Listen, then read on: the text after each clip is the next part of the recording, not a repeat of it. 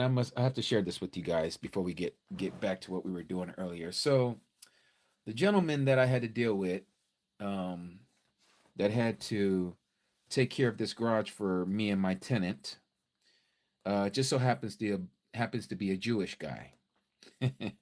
I've been working with this guy for a little while. Anytime I have garage things, he's a garage technician. So he's the guy that I call. Little pricey, but I know he's going to get the work done, the job done. And and every time I see him, and when we get ready to leave, I would always say Barakatah to him. He would never ever respond back. He just say, "Okay, goodbye." And I just wanted to share that with you guys because, again, if you understand their mentality, is that they are not to have communication when it comes to this. Okay, if they know that we know, they don't like to get into any kind of conversation with that, and he will not speak his Yiddish at all to me because they'll say Barakatov. They use that V and they use that V heavy. Okay, they use that O and that V, and they say Barukatov, and so yeah, he wouldn't he never acknowledges when I speak Hebrew to him, and that's okay. But I just find it hilarious every time it happens. So I just wanted to share that with you guys. All right, so I'm going to be reading out of TS 2009, and we were in Leviticus chapter 23, and we were talking about how people like to use Leviticus chapter 23, verse 32 as a blanket statement for all Shabbats, and it's not the same. Now, there was something that I said I was going to bring up. Let me see if I can recall.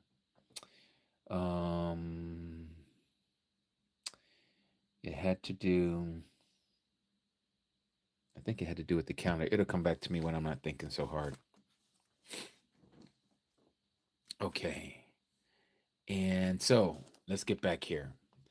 All right. So a lot of people, they like to use this passage here in verse 32 to state that the Shabbat is supposed to be from evening to evening. And we know that it's not. For those of you who have done the study with me and searched out the matter for yourself, you know that a day does not begin in the evening. There are certain feasts.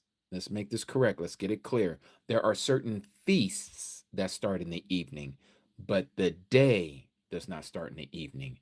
Another day starts at sunrise, okay? So here, again, verse 32, it is a Shabbat of rest to you, and you shall afflict your beings. Again, we know afflict your beings means that you are to fast from water and from food. On the 9th day of the new month at evening, from evening to evening, you observe your Shabbat.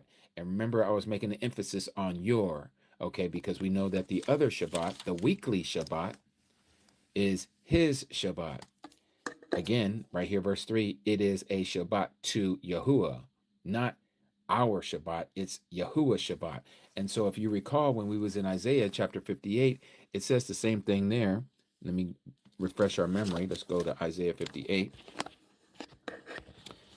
In Isaiah 58, it reads,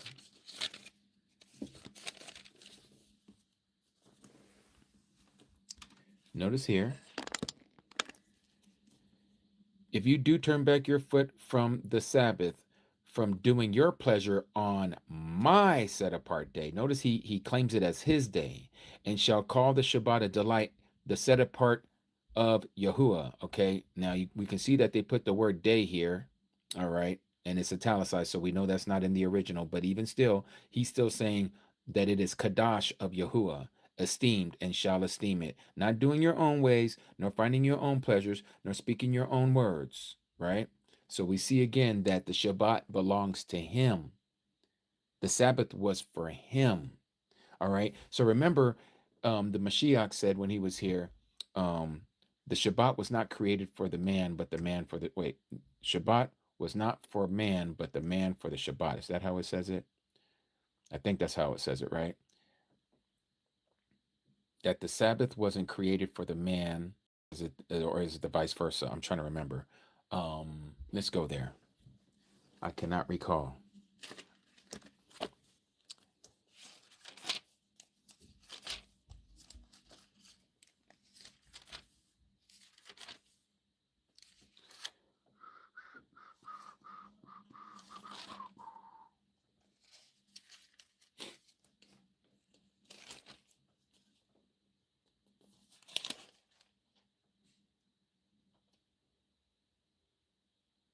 Let's see here. Let's see here.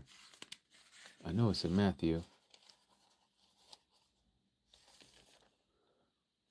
And I cannot recall where it's located. If someone knows where it exactly it's at, please bring it up for me and I will read it. I cannot recall. Let me see. One of you guys might have to look it up for me. Trying to remember all these scriptures and passages in my head and I can't remember it all. Mark 2:27. No, I don't think it's in Mark 2:27. Mark 2:27. Oh yes, thank you. Tudata. It's probably because I don't spend too much time in the book of Mark. The Sabbath was made for the man. That's what it is. Okay. And not man for the Sabbath. Right. So the son of Adam and Tudata, Mr. Kane and Yaverna and Lachey. Want to appreciate you all for looking that up for me. So again, and he said to them, the Shabbat was made for Adam and not Adam for the Shabbat. So the son of Adam is also the master of the Shabbat. Okay, so here we see again that the Sabbath, he is the master of the Sabbath. He is the owner of the Sabbath. He is the one who has given us the Shabbat. Okay, and so the same thing that we see from Leviticus chapter 23, the same thing we see in Isaiah chapter 58. All right. So now let's go back to Leviticus 23. Leviticus 23, as we come to the Feast of Sukkot, that's the last one that we didn't get a chance to go through. And let's read that here. And Yahuwah spoke to Moshe, verse 33, saying, speak to the children of Yasharal, saying, on the 15th day of this 7th month, it is the festival of Sukkot. You may know it as the Feast of Tabernacles or the Feast of Tents, okay? Or ingathering. For 7 days to Yahuwah.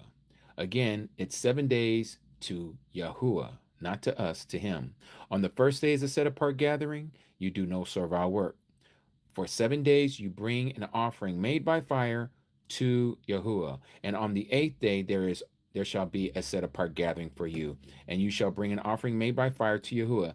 It is a closing festival. You do no servile work. So again, we notice the first day and the last day, you are not to do any work, right?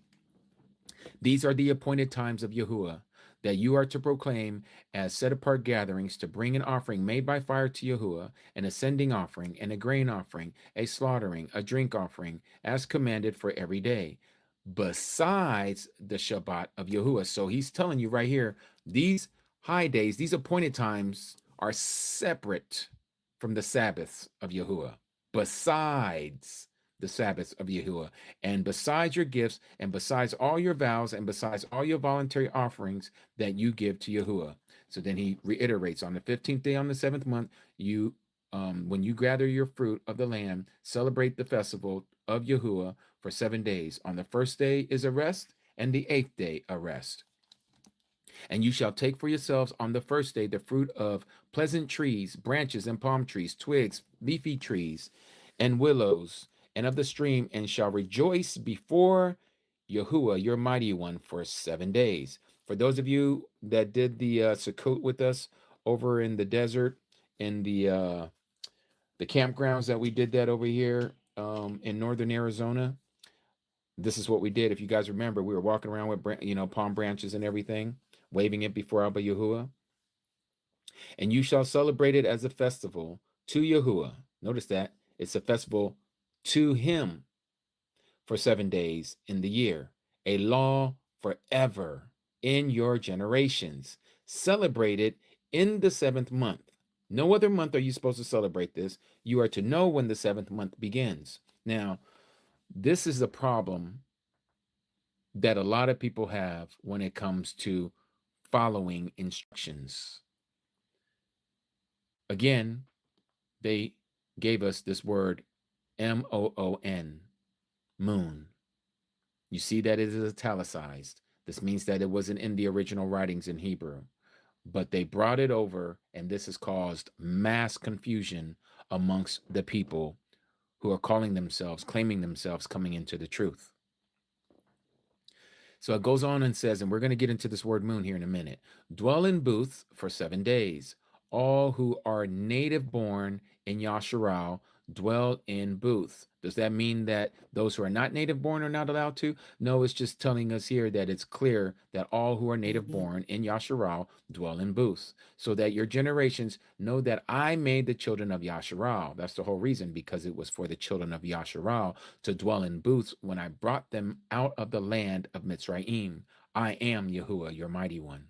Thus did Masha speak to the appointed times of YaHUsHa. They're his appointed times, not ours, his. And he spoke this to the children of YaHUsHa. All right. So now let's go to the word moon. Why is this word moon italicized in this book? We're going to look at some other translations. So we know that in the King James Version, they had that correct. Okay. They had it correct. Let's go to Leviticus chapter 23. And people would say, well, why don't you like using the King James? Because they have changed and they've misplaced and replaced the name of our Creator almost 7,000 times. That's the biggest reason why I don't like the King James. Okay, because it is replacement theology all throughout. It's all replacement. They replaced the people, they replaced the names, they replaced everything and some words. But certain things they did correct, and that's what I'm about to show you. So here, whenever you see in the other translations, you see where it talks about the moon, you don't see it here. Like also on the 10th day of the 7th month. That's perfect without the word moon. Okay, you don't see the word moon there. Again, it shall be unto you a Shabbat of rest, and you shall afflict your beings on the 9th day of the month. At even or at evening, from evening unto evening, you shall celebrate your Sabbath. Okay. The 15th day of this 7th month, you see that? Let me see, 7 days. Da, da, da, da. So you see that they always use the word month. They never use the word moon here. Okay. Which is appropriately and rightly translated. Okay. Again, also on the 15th day of the 7th month. Yeah. All right, so again, this one is correct. You see it here. Also, you shall celebrate it in the 7th month. So now let's look at another one. I know the New King James did the same thing. They also use the word month. They don't use the word moon. I don't think we're going to look at it just to make sure. Now, this is YaH Scriptures. This is my favorite translation. I want to thank my Kudi Stella Yahoo, who is stellar. Stella is stellar. All right, so we're going to go to Leviticus Raquara, chapter 23. I don't use this when I'm doing the lives because the book is so huge and makes it a little difficult to be able to get to certain passages that I want to get to quickly. Okay, so here they have translated it properly. See, they didn't put the word moon in here. So this is chapter 34. Speak to the children of YaHUsHa on the 15th day of the 7th month. See that? It's the festival of Sukkot for 7 days. They did it properly in this translation. Okay, so if we was to go to the very beginning, let's look at it here. Just want to make sure.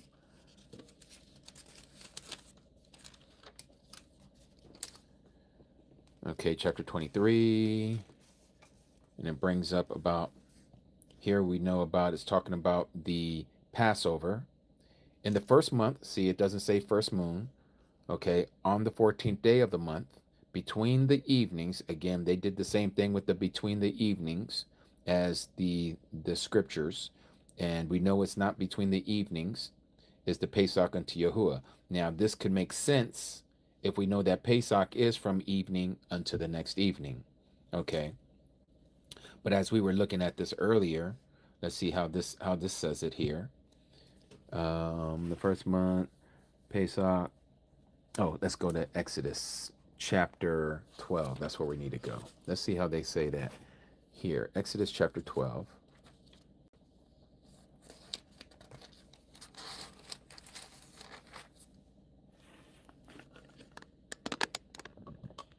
Same thing here. They say it correctly. This month is the beginning of months for you. It is the first month of the year, Shana, for you. Speak to all the congregation of the children of Yasharal, saying, on the 10th day of this month, each one of them is to take for himself a lamb according to the house of his father, a lamb for a household. And if a household is too small for the lamb, let him and his neighbor next to his house take it according to the number of the beings. According to each person's need, you make your count for the lamb. All right, so now let's go down here. Verse 6, where it starts talking about how to keep the Pesach. And you shall keep it until the 14th day, speaking of the lamb, and that same month. Then all the assembly of the congregation of Yasharal shall unalive it between the evenings. So here it is again. We know this is not correct. You are not to unalive it between the evenings. You have to unalive it that evening. Why? Because if we continue to read, let me move this big old book this way. If we continue to read, it says this.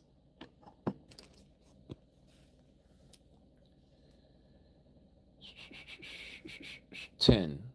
And do not leave it until the Bakor. What remains of it until Bakor, morning, you are to burn with fire.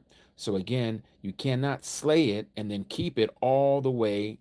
You can slay it whenever you want between the evenings. You can't. It has to be that night. You have to eat it that night because it has to be consumed before the morning. Okay?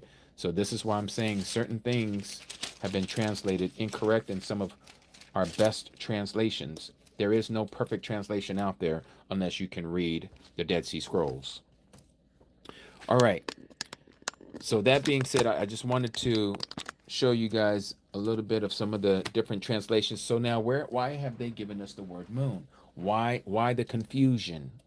Well, this teaching came from Babylon. Okay. The teaching of the moon calendar came from Babylon. Where's my other translation here? There it is. So let me show you all something here. Let me bring this up. Give me a second.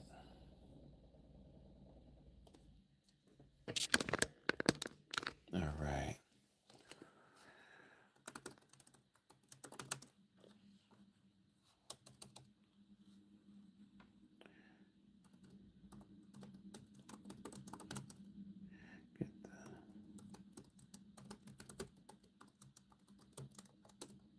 Let's see what AI has information on this. Okay. I want you guys to see this. Now, what I put into the search engine was, where did the Hebrews get the lunar calendar from? Answer, the Hebrews adopted the lunar calendar. Notice it says adopted, meaning that it wasn't theirs. They adopted the lunar calendar during their Babylonian exile, influenced by the ancient Babylonian lunar calendar that was already in use. This system was later integrated into their own religious practices and observances. So this is why you have all these people. They'll argue you straight up and down. They'll argue with you over and over again. No, no, no. This is the truth. This is the calendar. You're supposed to look at the phases of the moon because it changes every 7 days. So there's 4 weeks in a month. That's 28 days. 7 times 4 is 28. And they wonder why they're off on all of their feast days. Just like it says that would happen in the book of Yobalim, chapter 2 and chapter 6. It's very simple. If we just open our eyes and allow YaHUsHa to teach us, we would recognize where we have picked up some leaven. This is leaven. This is leaven. This is teachings of the pagans, and we have adopted it into our understanding. Okay?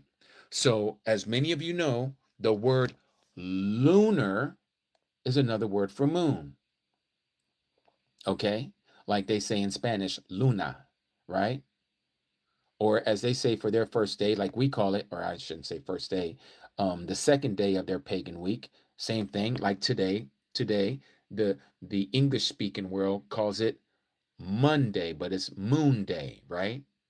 And with the Spanish, they say it in their own vernacular, Luna, which is where we get the word lunar from. All right. So this is why we know that the Babylonians taught this to the Yahudim. All right. So now, understanding that, you can see why James Strong, who put together his concordance called Strong's Concordance, we see why we have these problems about the word moon, because again, he was influenced heavily by these Yiddish people who call themselves Jews and are not. The Zionists have been around for a very long time. These were converts, okay, and they took upon the true Jews' teaching of the what do you call it? The teachings of the oral traditions of the rabbis that they call the Talmud. Talmud is the oracle, or the the oral teachings of the rabbis or the teachers of Judaism. Okay. Yahuwah never gave us Judaism. Judaism was created by the Jews. Okay. This is where they went off script. So, okay. So if we go here, give me a second. I want to pull something up here. Let's see if it'll tell us, if AI will tell us why they changed to this lunar calendar. Why did the change?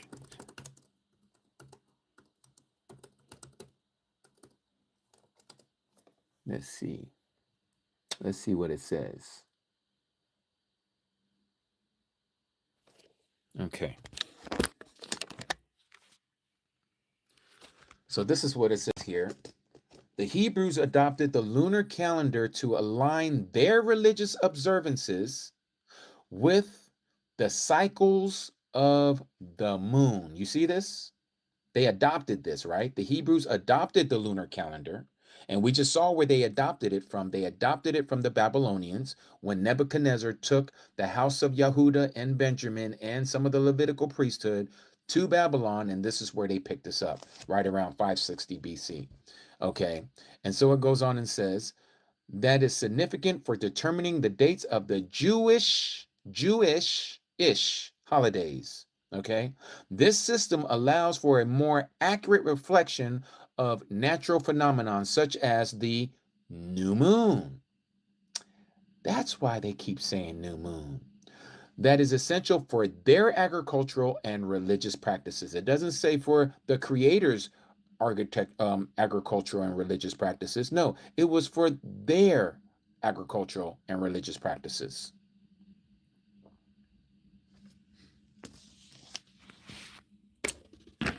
So now we see some of this information and where it comes from. So now I want to show you this word, new moon, that was changed and derived from the Strong Concordance, as he was influenced by these Jewish people. And this is why Yahuwah is restoring this back to his people who have eyes to see and ears to hear. You want to stay in traditions of men? You want to continue to do these oral traditions of the rabbis, and you want to go off script, and you want to follow another calendar? By all means, go ahead and continue to do so, because you have fulfilled prophecy out of the book of Yobalim, or Jubilees, where it says that we would go astray as to the calendar because we were going to follow the moon. And I'll show you that here in a minute. Most of you already know this, but I want to put this in here. Let's put this word in. New moon. Once I spell it right.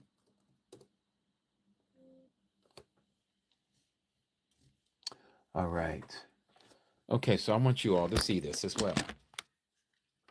Again, it's what I can prove. It's not what I'm saying. It's what I can prove. So here, if you all recall, when David was about to get harmed by King Shaul, you may know him as King Saul, Jonathan was kind of like his front man. He was going to let David know, because Jonathan and David had a very tight and close relationship, and Jonathan's dad was King Saul.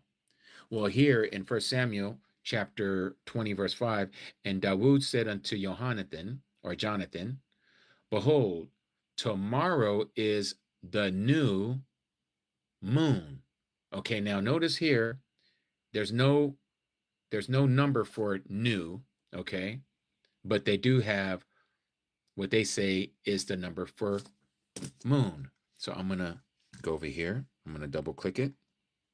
Open up the dictionary.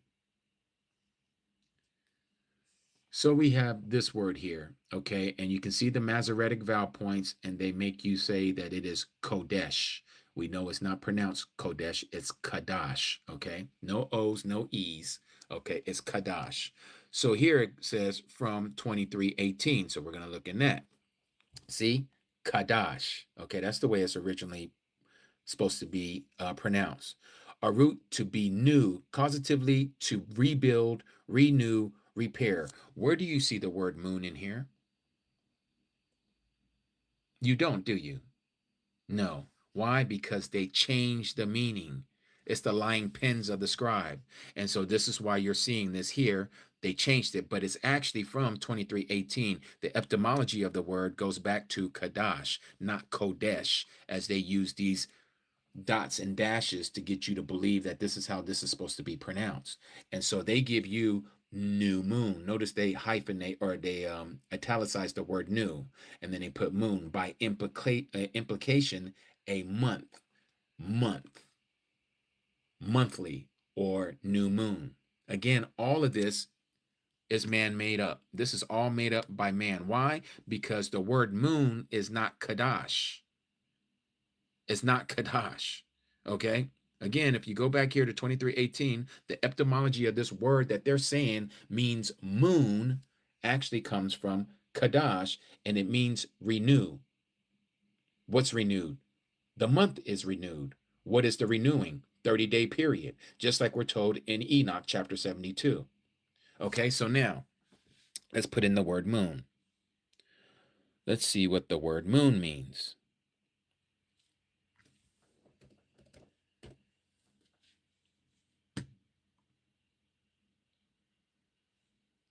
Okay, Genesis 37:39.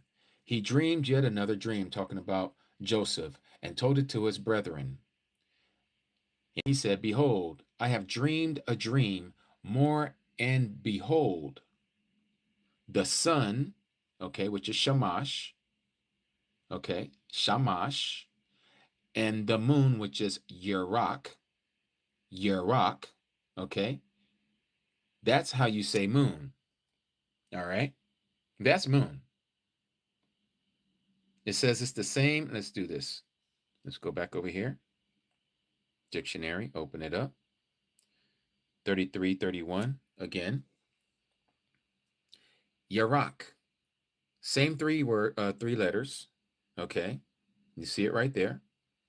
From an unused root, uncertain signification, a lunation. That's now notice they put that there. This is what James Strong put, a lunation. That is month, or moon. It doesn't say that anywhere in there. You can't use that as moon or month. Yarak is moon. Okay, so again, this is how they cause the confusion. All right, so the word Yarak is moon. So we don't see anywhere in the script. Bring it back here. Let's go back to Leviticus chapter 23. So now that you know what the wording is, let's look at this. In the first Kadash, that's why we call the months Kadash, because that's what it is, Kadash 1. Okay, we're in the first month. There's no need to have this word moon here. Why did they put the word moon here? I just showed you where they got it from. They got it from the Babylonians. The Babylonians taught this to the house of Yahuda when they went into captivity into Babylon, and they brought that same teaching, that same tradition back to the land, the promised land, and now we see it all in our translations. But it wasn't like that from the beginning. So we do not see the word anywhere in the Hebrew script where it says Rosh Yarach.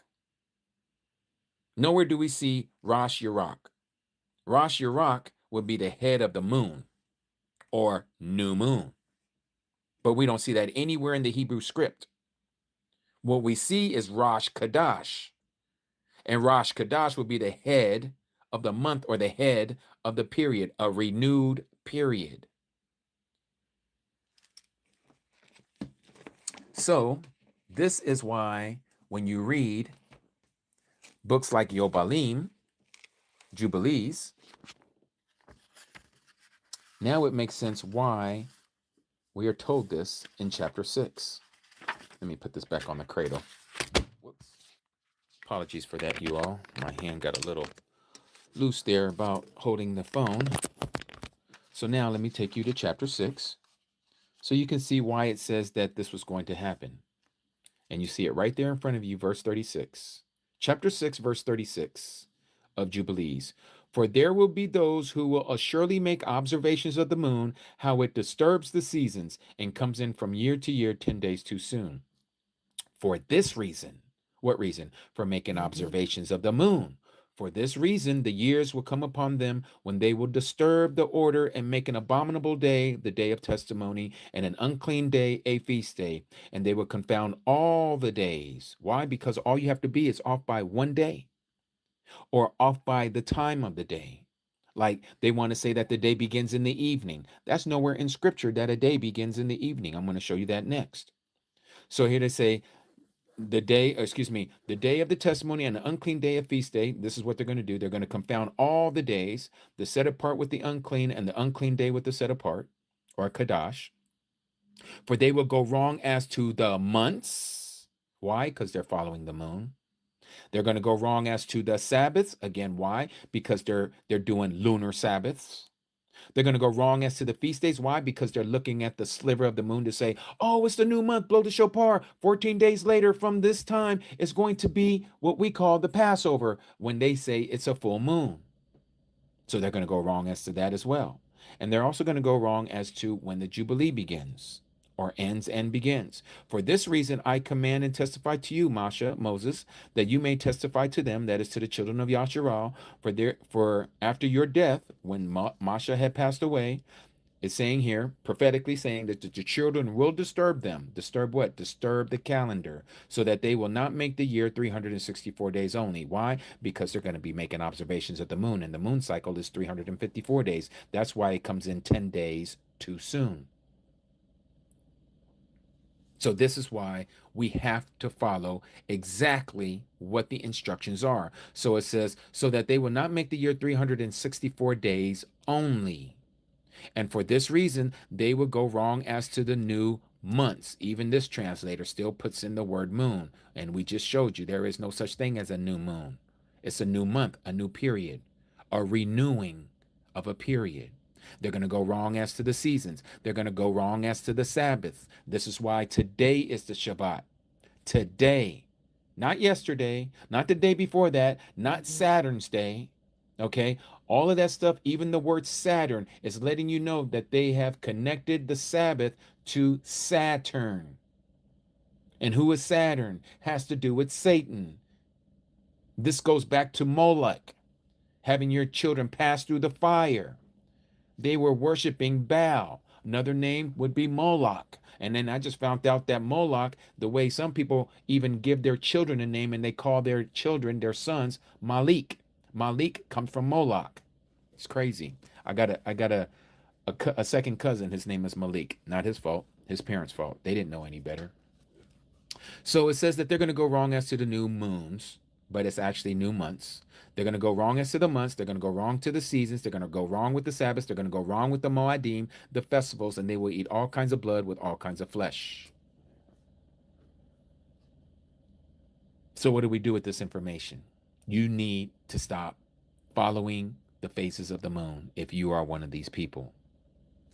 This is why they removed books like Jubilees out of their books of what they canonized, because it goes against their calendar. Same thing, Jubilees chapter 2, verse 9, very clearly states. And let me back this up. Let me go to also, hold on one second, I got to get this phone right. Let's go to verse 8 before verse 9. Verse 8, chapter 2 of Jubilees, verse 8. And it goes on and it says this. And on the fourth day, he, YaHUsHa, created the sun and the moon and the stars. Okay. It specifically lays out sun, moon, and stars. He set them in the firmament of the heaven to give light all upon all the earth, and to rule over the day and the night, and divide the light from the darkness. Now, for any of you who are well versed in scripture, you would know in Genesis chapter 1, verse 14, it almost says it verbatim. Why? Because Masha, who wrote Jubilees, also wrote Genesis. Okay. So he took these words from Jubilees and he applied it into Genesis. All right. Now it goes on and it says this, verse 9. And Alua Elohim, the mighty of mighty ones, appointed the sun, the S-U-N, to be a great sign on the earth for days, for Sabbaths, and for months, and for feasts, and for years, and for Sabbath of years, and for jubilees, and for all the seasons of the years. Why do people still follow the moon after reading this verse? He literally tells you that the sun is going to be for days. That's how you mark out your days, not the moon. He says the sun is going to be the way you find out your Sabbath. It's the sun that lets you know when a month begins and when it ends. It's the sun that tells you when you are to celebrate your feast days, not the moon, the sun. It's the sun that tells you when a year comes in and when a year goes out. It's the sun that tells you when 7-year periods have completed. It's the sun that tells you when 50 years have been completed in a Jubilee year. It's the sun that tells you when you have entered into one season to the next season, from spring to summer, from summer to fall, from fall to winter, and then back from winter to spring. It has to do with the position of the sun, because it is the sun that brings forth heat. It is the sun that brings forth the light for things to grow, for things to procreate. All of it has to do based upon the sun. Anyone who wants to put emphasis on the moon, they're looking at the lesser light, not the greater light. And you must remember, all of this is significant, because if we go back and we look at even what Shaul was saying, and even the Messiah himself was saying, let's go here to what Shaul was saying in 1 Corinthians chapter 5, or chapter 5. Oh, no, wait. 1 Thessalonians, not 1 Corinthians. 1 Thessalonians chapter 5. What does he say here? Verse 4. But you, brethren, are not in darkness, so that this day, that is the day of YaHUsHa, should overtake you as a thief. For you are all sons of light, sons of the day. We are not of the night, nor of darkness. Why do we bring this up? Because again, if you go back and you look at Genesis chapter 1, and Alua Elohim said, let light come to be, and the light came to be. And Alua Elohim saw the light, that it was great. And Alua Elohim separated the light from the darkness. And Alua Elohim called the light day, sons of the day, sons of the light. And the darkness he called night, sons of the darkness, sons of the night.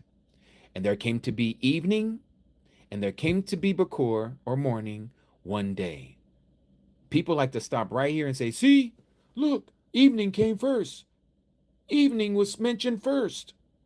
But you see, depending on what translation you have, like the King James Version, it doesn't have this prepositional phrase here, came to be. It just says, and there was evening, and there was morning, one day. But you're missing this very significant passage here, that it came to be evening, which means that there was a process of time before the evening came about. So evening is not the beginning of the day. Evening is in the middle of the day, what is considered fully a day. Okay, let me show you. Notice that no matter what translation you read from, it's always going to say morning right before it says the next day.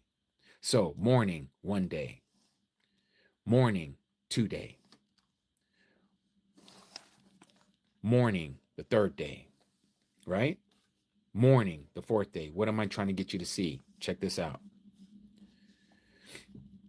The first day, he said, let light come to be, right? It came to be. It says it came to be evening, it came to be morning. one day. So right here, we see that the morning is the end of a day.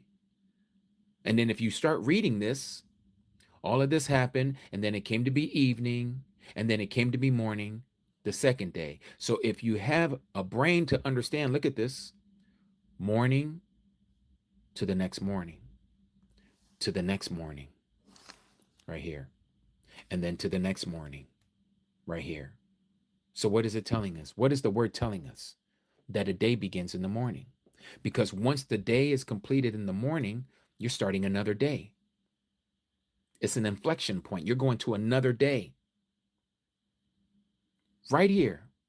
Splitting hairs, but right there is the very beginning. It's the ending of a day and it's the beginning of another morning. Then you go through the whole process again, morning. Because what you don't see is it saying, and it came to be evening, and then it came to be evening one day. So if it went from evening to evening, that would be a 24-hour period, wouldn't it be?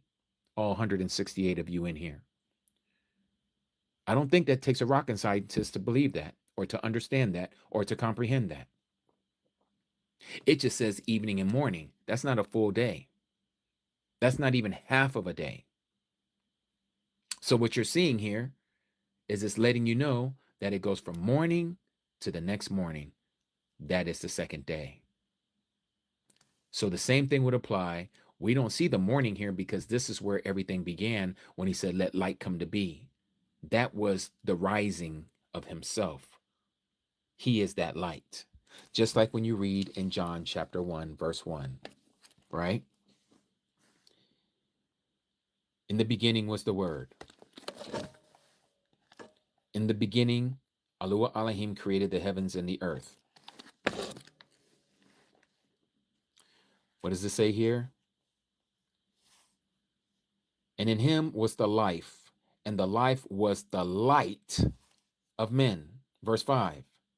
And the light shines in the darkness, and the darkness has not overcome it. Your translation from the King James or New King James is say it might not comprehend it, right? That the darkness did not comprehend it. Same thing here. He separated the light from the darkness. There's a separation that is happening, spiritually speaking, in this world. Those who are the sons of the dark and of the night, and those who are of the sons of the light and of the day. This takes us back to the calendar. Which one are you going to follow? The lesser light or the greater light? This is symbolic. You want to say that the day begins in the evening as it's going into the dark? By all means, make your decision. That's who you're going to follow. You are serving Baal. You're serving the dark. You're serving the night. The day does not begin at night. It starts at sunrise. It's the same thing that's going to happen when we enter into the millennial kingdom. That millennial reign happens at when everything is dark. Let's go to Revelation.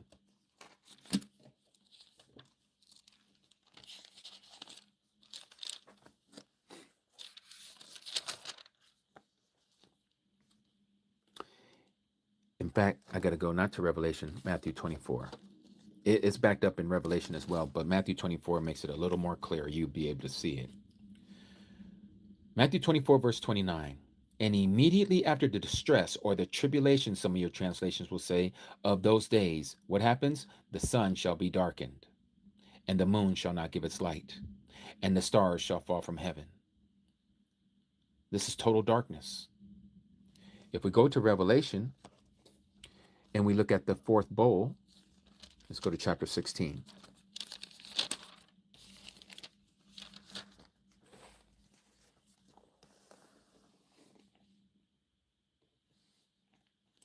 The fourth bowl, verse 8, chapter 16, verse 8. And the fourth messenger, yours will say angel, poured out his bowl on the sun, and it was given to him to burn men with fire. And men were burned with great heat, and they blasphemed the name of YaHUsHa Elohim, who possesses authority over these plagues, and they did not repent to give him esteem. Right? That's the fourth one. And then it goes on and says here, let me see if I can find it.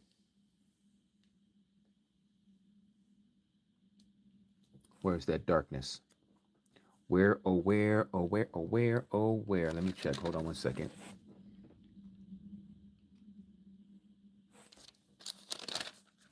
I'm trying to remember, where is that darkness?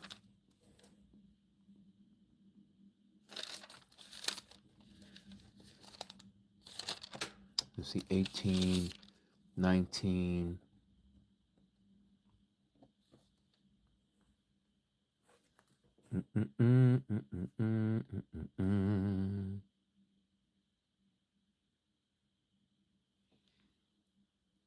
Okay, so then he comes, prepared himself. I cannot remember where that is. Where in the world is it? I apologize, you all. I thought I remembered exactly where it was. Okay, I know it's not in 19. I know it's not in 18. It's definitely not in 17. Oh, I just passed it. Okay. It's the fifth bowl, not the fourth bowl. The fifth bowl. And the fifth messenger poured out his bowl on the throne of the beast, and his reign became darkened. And they gnawed their tongues from pain, and they blasphemed the mighty one of heaven for their pains and their sores, and they did not repent of their works. So here we see that the kingdom of this earth was darkened. Who is the king of this earth? Shaitan. His whole kingdom, the whole earth. This has to do with Matthew 24. Same thing. Again, and immediately after the distress of those days, when the tribulation is over, the sun shall be darkened, the moon shall not give its light, and the stars shall fall from heaven, and the powers of the Shamaim shall be shaken. And then the sign of the Son of Adam shall appear in the heaven. So if all of this is darkened, it's going to be so easy to see the sign of the Son of Adam as he appears in the heaven, because again, he is light. He is light. There's a division between the powers of darkness and the authority and the power of the light. Moon. This goes all the way again, symbolically speaking of the calendar, speaking of the feast days. And as many of you know, again, let's look at the feast days. Certain feast days start in the evening, and certain feast days begin when the sun rises. So if we go here to Leviticus chapter 23, let's go back and look at this. Notice here he doesn't say anything about the Sabbath starting in the evening, right? Even though people like to make a blanket statement with verse 32 over here, which is talking about the Day of Atonement, and they like to use this for all the days. At evening, from evening to evening, you observe your Sabbath. But if you back up and you see what it's talking about here, this whole subject matter has to do with Yom Kippurim, okay? Yom Kippurim, which is Day of Atonement. So this is to be done from the ninth day at evening, and it ends on the 10th day, okay? Because this is where it all starts right here about Yom HaKippurim, 10th day. But you are to start it on the ninth day at evening. So from evening of the ninth to the evening of the 10th, you are to observe your Sabbath. That is not every Sabbath. The weekly Sabbath, we are not told that it starts in the evening. Why? Because we are taught in Exodus chapter 16 that the day begins at sunrise. We also see this in what I just showed you in Genesis chapter 1, that is at sunrise. Now, there are people that are teaching, saying that Shabbat, the seventh day, is only during the daylight portion. Well, that would make Matthew chapter 28, verse 1, a lie. Okay, Matthew chapter 28, verse 1 says otherwise.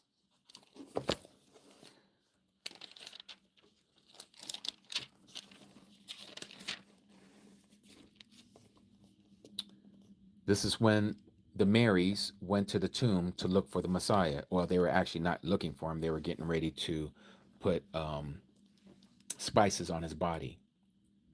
But late in the Shabbat, notice the wording here. Late in the Sabbath is not over. It's still going.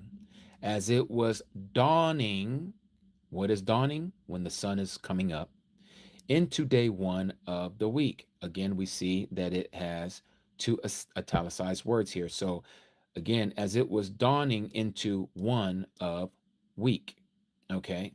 So they put these in so we can make a complete sentence in English from the Greek. As it was dawning into the day one of the week, Miriam of Magdala and the other Miriam came to see the tomb. Now, as I was sharing earlier in our first segment, remember I was telling you that the Messiah was raised on the Sabbath, not the first day of the week. Why do we know that he was raised on the Sabbath? Even according to the calendar, we see that he was raised on the Sabbath, at the beginning of the Sabbath, mind you. This is the Sabbath day that they're coming here, late in the Sabbath, as it was about to become the first day of the week when the sun rises. Remember what we read in Genesis chapter 1. It was from morning to morning. It didn't say evening to evening was the first day. No, it said evening to morning was the first day. And then it goes all the way to morning to the second day. So by understanding this, we know that a day ends and begins at morning. Same thing here. The Sabbath ends in the morning and the first day begins when the sun is rising. And we know that the Messiah was raised on the Sabbath, the third day, because they came here looking for his body. And this angel said, he is not here. He was raised as he has said. Come, see the place where the master lay. You're going to tell me that from the time that they came here to when this angel spoke to them, that it took a long time and now it's the first day of the week? No, he was already gone. He was already gone. Tudata Akiel, appreciate the letting me know. Yes, it's time for the evening palal, the evening prayer. So again, we see very clearly that the Messiah was already raised from the dead, raised from the grave. So when they came here late in the Sabbath, his body wasn't there. Why? Because he was resurrected at the very beginning of the Sabbath when the sun rose. It's so funny that in Christianity, they say, oh, well, we don't say the word Easter anymore. We say Resurrection Sunday. And then like most of these evangelical, non-denominational, charismatic churches, now they say, oh, we're going to have a sunrise service on Resurrection Sunday. Why do you think they're doing a sunrise service? Because they thought that he resurrected on the first day of the week, their pagan week, and that he resurrected when the sun came up. They were a full 24 hours late. Their teaching is wrong. Okay, before we go any further, let us go ahead and pull off. It's a beautiful sunset here in Vegas, by the way. Let me see if you guys can see this. Some clouds, some misty clouds there. You can kind of see the clouds, yes. Okay. Let's go ahead and pull off. Heavenly Abba Yahuwah, we come before you at this time of the Arab Palal. The times when you tell us that we are to come to you, another appointed time when we are to speak to you and speak with you. Abba, thank you for opening our eyes to your truth. I know we may not all see this. It all has to do with you when you are the one who opens up our eyes to see these things. And yet we thank you, O Abba, because you didn't have to open up our eyes to see this. We could be like the other people that you didn't open up. But for whatever reason, you have chosen us because we did not choose you. You chose to open our eyes, O Abba, and we are grateful.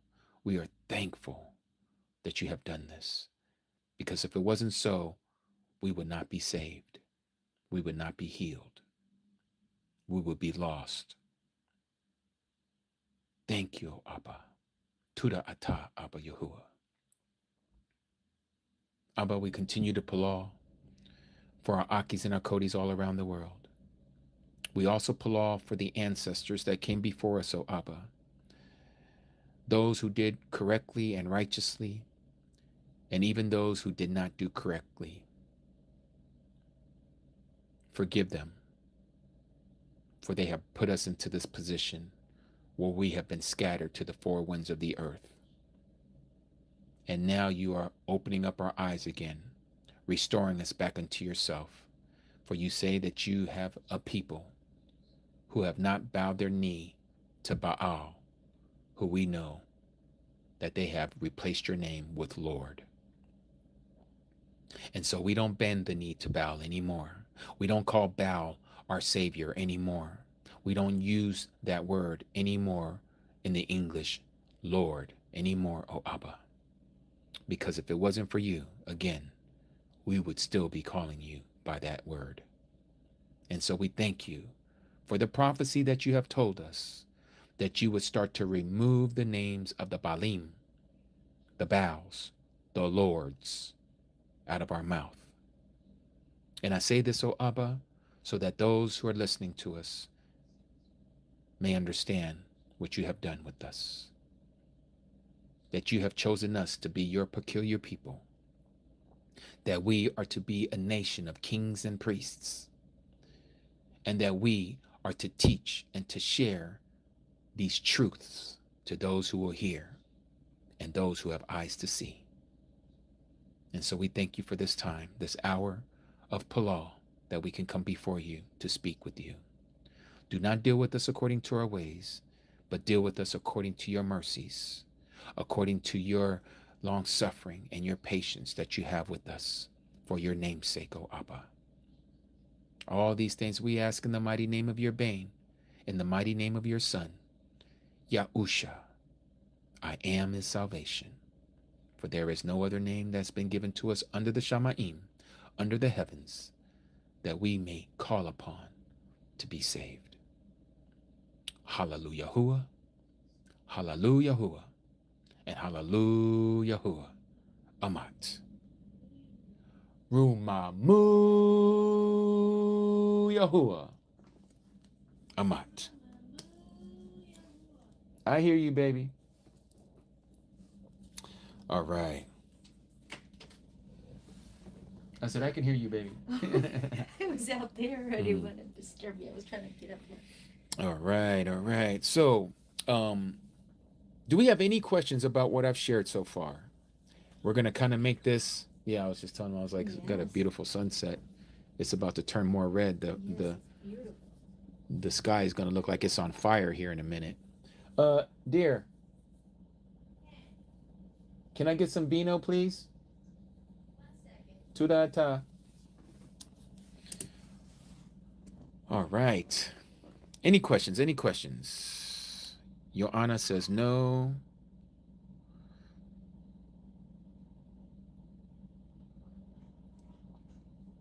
I recently got the book of Enoch, but I got Jubilees on the way. Yes, Shannon. Those books are YaHUsHa. They're beautiful. Did you say something? Yes, can I get vino, please? Oh, we don't have any more vino. Oh, we don't? No. Oh, somebody doesn't drink. No, that was 2 days ago. Oh, wow. Okay, let's see here. Can you please play that song I sent you, Ak? Let me see here. Did you send it to my email or did you send it to my phone? If you sent it to my phone, I will not be able to do so. Please send it to my email.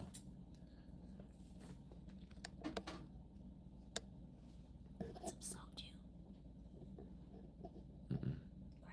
Yes. Yes, please send it to my email, JJ. Tudata. Okay.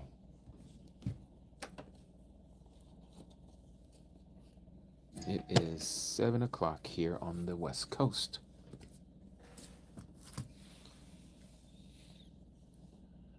I need Palal, Ms. Paka. I'm making a decision to part with my high-end name brand bags. Ooh, that's a rough one there. I know what you mean.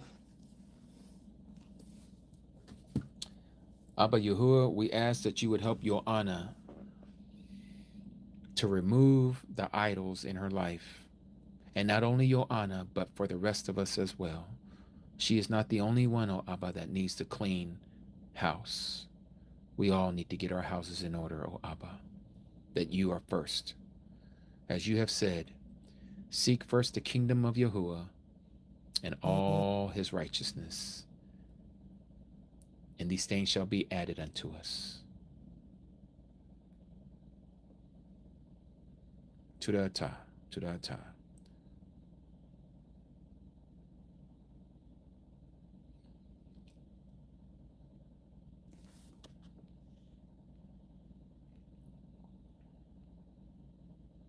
Oh, not Joanna. I meant Yas chosen.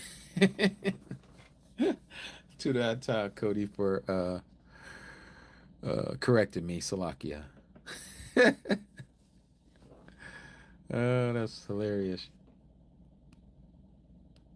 Thank you, Cody Victoria. Mr. Kane, you said Yahuwah made me meet a brother in my town who does Shabbat on SAT nights. I am meeting with him tomorrow, Yah willing, to teach him. So thank you for going over this again. Yes, Mr. Kane. You know, again, there's people, and again, I have to say this because we learn from repetition. Okay? We learn from repetition. Nobody gets it the first time around. It doesn't work like that. Yeah, it doesn't work like that. And the reason being is because we only retain a part of what we hear. Okay, JJ, let's see what you sent me here, babe. Onyx, what you doing up here, babe?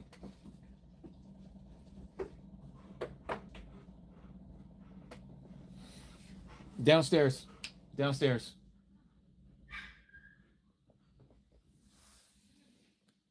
All right. What was I saying? I'm sorry, I got um taken off track here with my doggies coming up in here. Um,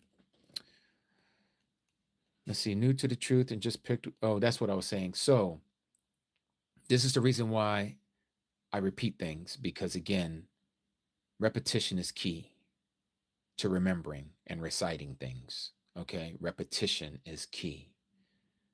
All right. If you just read it once and you guys see me doing this where I'm like, oh man, I can't remember where that was because I haven't gone to that passage enough times to remember it, to recollect it in my brain. It's sometimes okay to have notes, but you have to go over these things over and over again so it becomes second nature to you. Okay. All right. Galliano, you said new to the truth and just picked up the Stone Edition Torah with the prophets and the writings. Did I make a good choice? You know, I don't know, Galliano, about the Stone Edition of the Torah. I have no idea. I'm gonna have to look into that. So I can't give you my opinion on if you made a right decision or not. Notice I said my opinion. Okay. Subliminal. Yes, be careful when you clean your house and go back to it and find it all neat in place that you find seven more. Yes, exactly. Yes, we don't want that.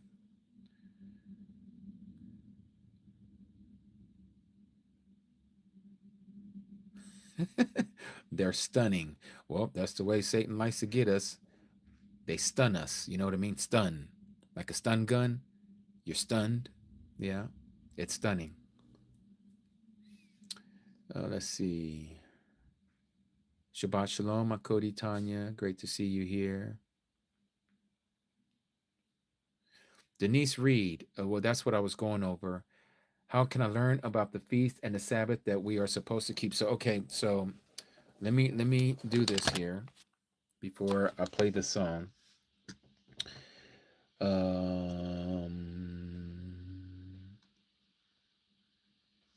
So this is our website. Okay, one of the things about this website, to the touch it, wow. Um, ooh, I can't drink all of that. Let me see here, ambassadors of Yah. Okay, so here we have at the top, I want to thank our Aki Chris, YaHUsHa's calendar. This is where you're going to want to go. For those of you who want to learn, you need to study the calendar out, okay?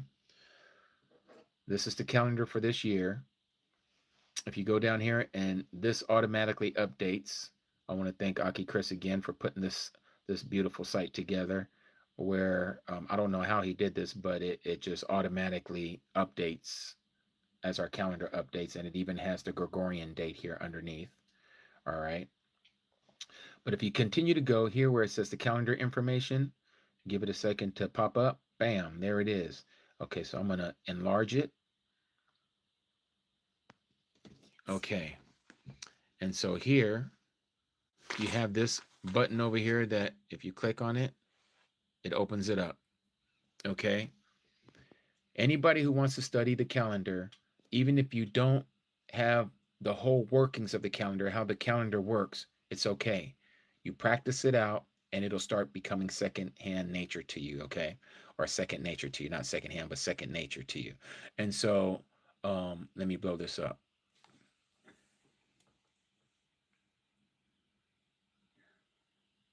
All right, so now you'll see here how we have it all broken down. Move that out the way. And you see the very first day of the year is spring equinox. Okay, that just passed the 20th. That was 3 days ago. All right. That began the true beginning of the year. Okay, so now notice that we have the pagan days up here. All right. That happened on Friday. Well, on the fourth day of this month, of this first month, is your first Shabbat. You may say, well, why isn't it the seventh day since we just started the year? Because Yahuwah created the sun, moon, and the stars on the fourth day of creation. Genesis chapter 1, verse 14. That is the marker. That is the marker. Okay, so when you go here to Genesis chapter 1, and this is why we need to look into these things. We have to seek these matters out. And so here we see that Alua Elohim said, let lights come to be in the expanse of the Shamaim to separate the day from the night, and let them be, notice this, for signs. What signs are we talking about? The takufa in Hebrew, takufa in the English, that would be the turning of the season. The appointed times, you know that as to be feast days. For days, that would be your weekdays, okay, or what we call weekly days, your 7-day periods, and for years. So understanding this was the moment that this is how we know when time began. Because here, the first day, the second day, and the third day, we wouldn't have any reference of how to keep the first, second, and third day until he created the sun, moon, and the stars. Once he put those orbs in the sky, now we have this Rolex watch in the sky at night and in the day to be able to know where we at in the seasons, where we're at in the day. We understand what's going on. We know when we begin the feast days. All of this is because of this fourth day. And so the very first day of the year is the fourth day of the week. This is the marker. Now you may say, yeah, but it doesn't say that you're supposed to start the year on the fourth day. Well, see, this is why we have another book called the Dead Sea Scrolls. Now I'm about to bring this up. The Dead Sea Scrolls, these were people, and there's a lot of evidence, heavy evidence, that John the Baptist and his disciples, those that he was over, that he was shepherding before the Messiah came, it was them who was the ones who gave us these parchments called the Dead Sea Scrolls, okay, that were found in the caves there in the Qumran area of the Qumran caves. So here in fragment number 400, 4Q400, it says this: to the master song of the Holocaust. This word Holocaust, many of us think of the Holocaust like, oh, these Jews were put in, it was their Holocaust. This word here actually means holo, which comes from the Hebrew, if I can remember. Oh man, I can't remember. Ula, which ula means an offering. Okay, it's like a burnt offering. So the song of the burnt offering of the first Sabbath on the fourth of the first month. Notice it's telling you when the Sabbath is. The very first Sabbath of the year is on the fourth day of the first month. That's what I was showing you here. And this is why, if you understand that the Shabbat is on the fourth day of the first month, if this is the Shabbat and it's the fourth day of the first month, if you go backwards, the first day of the year is on the fourth day of the week. Does everybody understand that so far? If you do, please give me a 7. Who was it here? Yas Chosen. You said, what page is that? So here it would be 330. If you're talking about the Dead Sea Scroll from this book here, the Dead Sea Scrolls in English by Giza Vermes.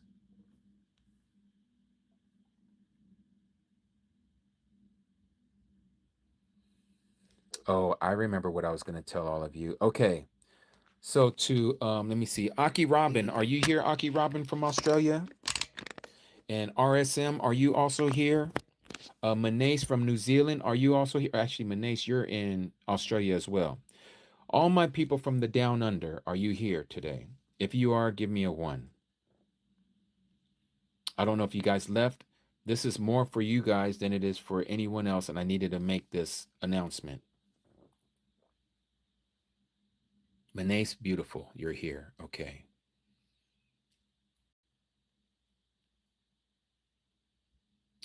Yoza Lock, you're also here. Okay, beautiful. You're from NZ. Okay. I don't think anyone else is here from that area. Okay, so this is another thing that Yahuwah, I guess you can say, deposited into my heart or implanted it into my heart. So you know how we've been saying that you guys are already in the Shabbat? That is based off of man's time, called the international dateline. Let me say that again. The reason why you guys who are in New Zealand and in Australia who claim, and I'm saying this because it's been deposited in my heart. You can go in and we're going to have to research this out, but we're going to find it to be true. Okay.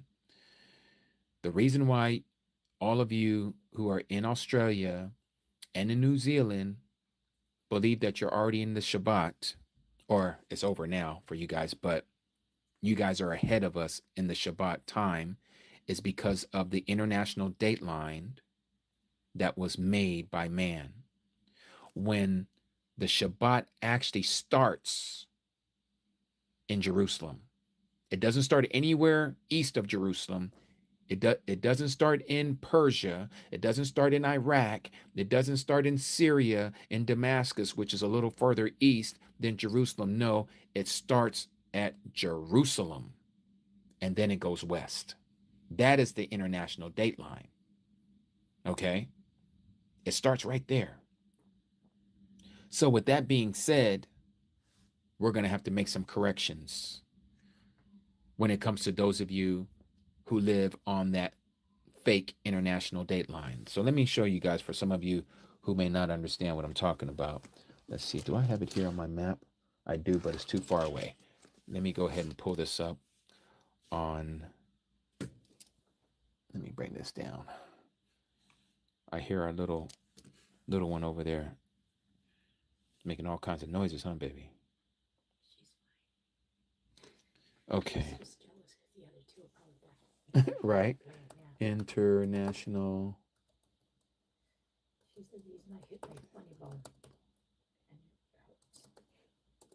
Okay. Your what hurts? Oh.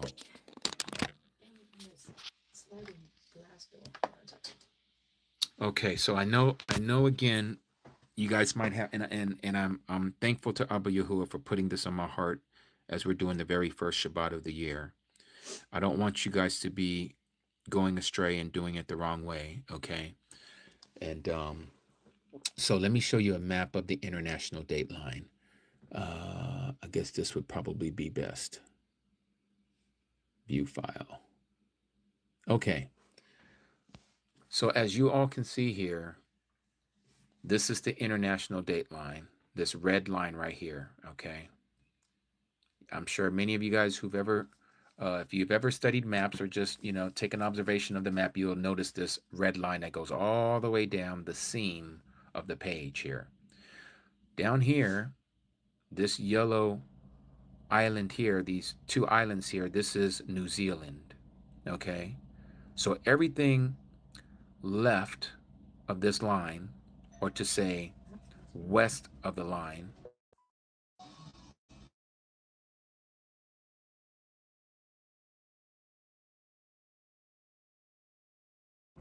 Yes. So everything west of this line, they say is MON day, Monday. Okay, so if this side is Sunday, they're saying that they're a day ahead. It's Monday. Well, what I'm sharing with you is that that is all man-made. Yahuwah didn't give us this this separation of one side is a day ahead of the other. Okay, this is what man has created. But we know that time begins in Jerusalem. Why? Because that's where Yahuwah says that he is going to place his temple. So all of our appointed times, all of our Shabbats, everything as far as time is concerned, must be related and must have Jerusalem in mind as the beginning. Do you guys understand what I'm sharing with you?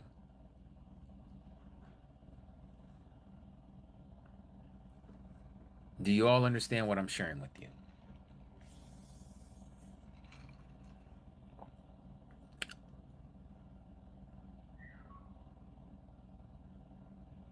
All right. Beautiful, beautiful.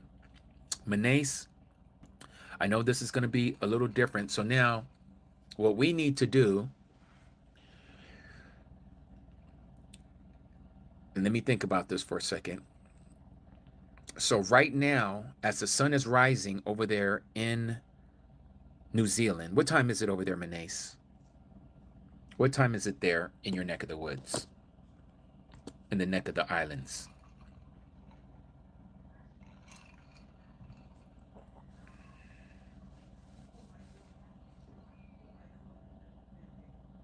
1:30 p.m.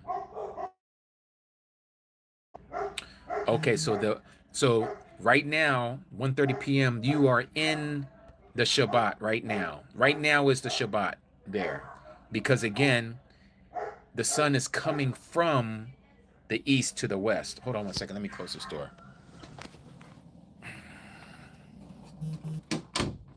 Sorry about that. All right. So right now, you are in the Shabbat. Because if we understand that the sun, starting from uh, Jerusalem, let me see if I can find a better map because a lot of these maps are not showing the whole earth.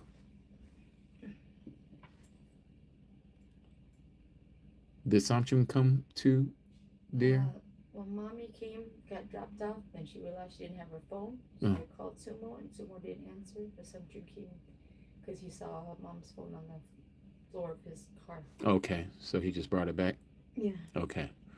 Let me see here. I'm looking for a better map. Okay, I think this one would probably do best here. Okay, so let me show this one.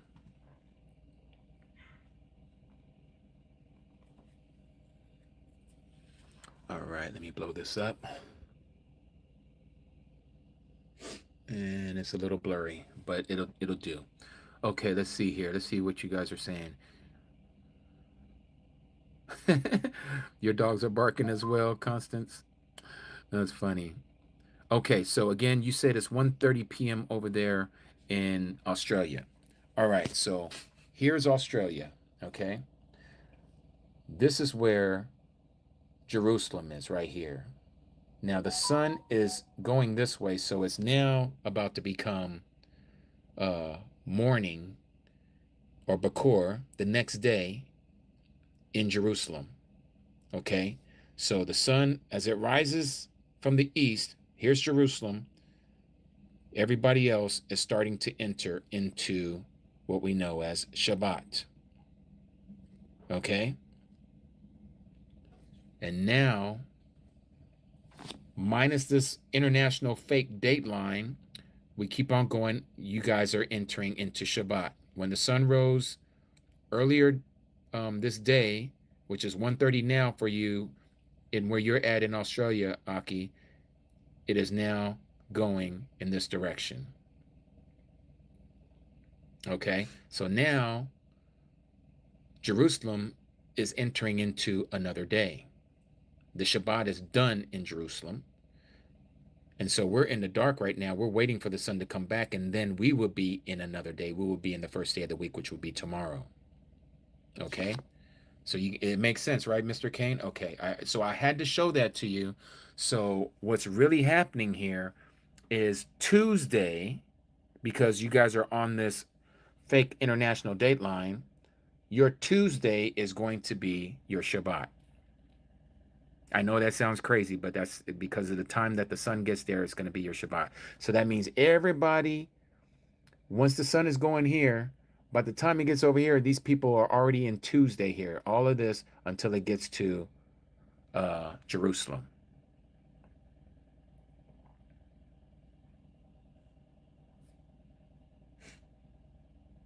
Yes, yes. So your Shabbat Menes started when the sun rose earlier today, not yesterday.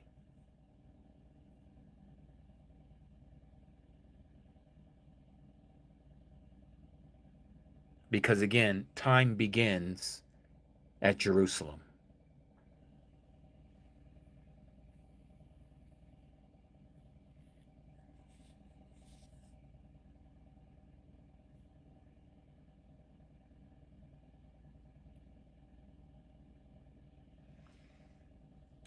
AJ, and this is why I need you to, if you guys are listening to what I'm saying, this here is a man-made line that they call the International Date Line, and they're saying that they are a day ahead of us, okay? But man has created that time. In fact, it was the Catholics who created this 24-hour period that we're all using, okay? And they say that this is the beginning of the line here, this Greenwich line that goes through Greenwich, Ireland.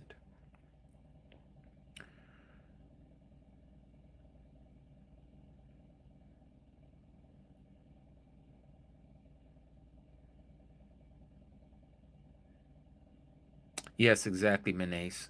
So, but it's not difficult. Just think about it this way, okay? When I come on here, like I did earlier, okay, which is at 1 o'clock my time, the sun has already risen, okay, because I'm literally coming on about midday, right?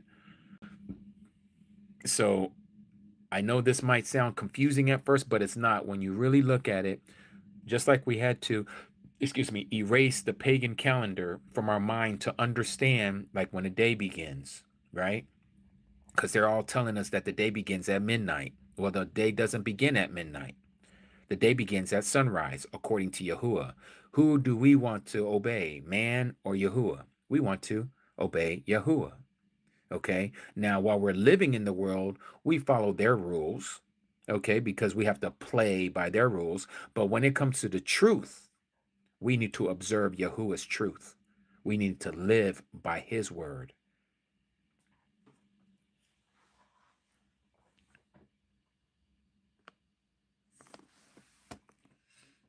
So again, this was on my mind today, and it just felt like, again, like I've told you guys before, it's not like I hear Abba's voice. It's just like he just deposits something into your brain, and then you start to think about it, and you're like, whoa. Because I wasn't thinking about this. It just came to me. I was like, yeah, that's not right.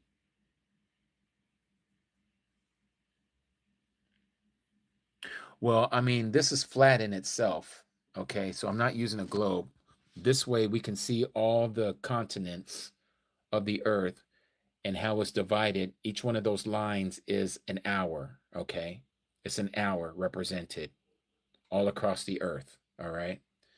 I'm showing this because, again, man has given us these lines. Yahuwah didn't give us these lines. Man has. Okay.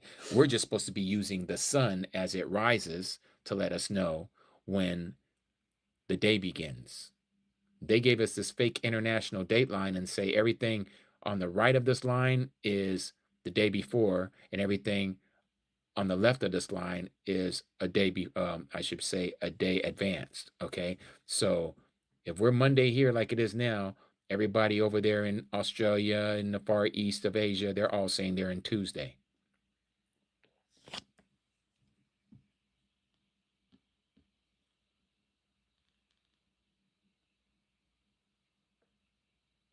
Well, Nazareth, the way I'm looking at this is this way.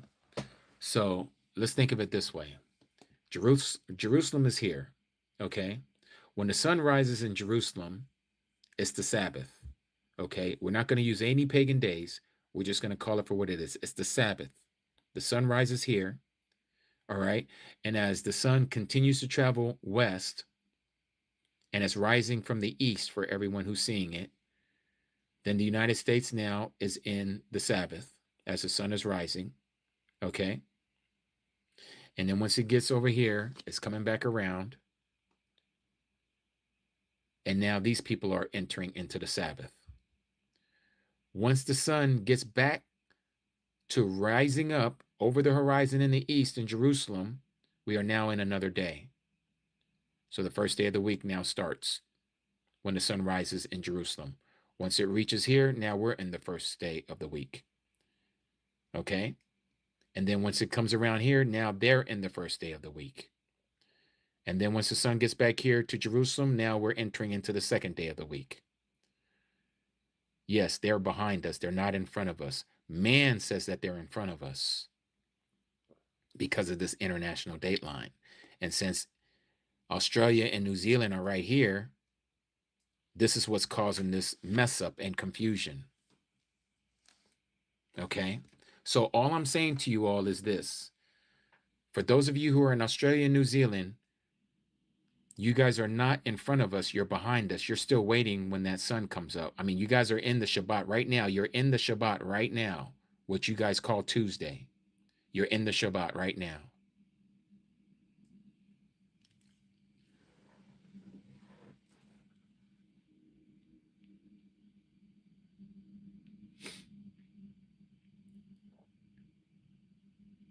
Um, so Franklin, you said, is your explanation of timeline, etc., on your website?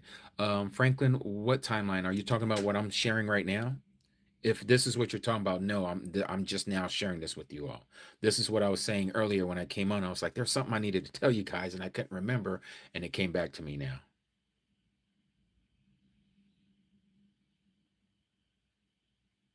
now. Daniel, what is Shabbat? Shabbat is the Sabbath. That is the pronunciation in Hebrew, Shabbat.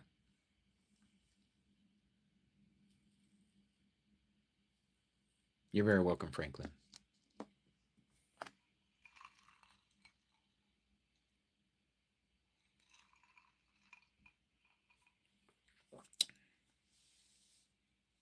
Yes, Nazareth, their Sabbath will land on what they call a Tuesday. Yes.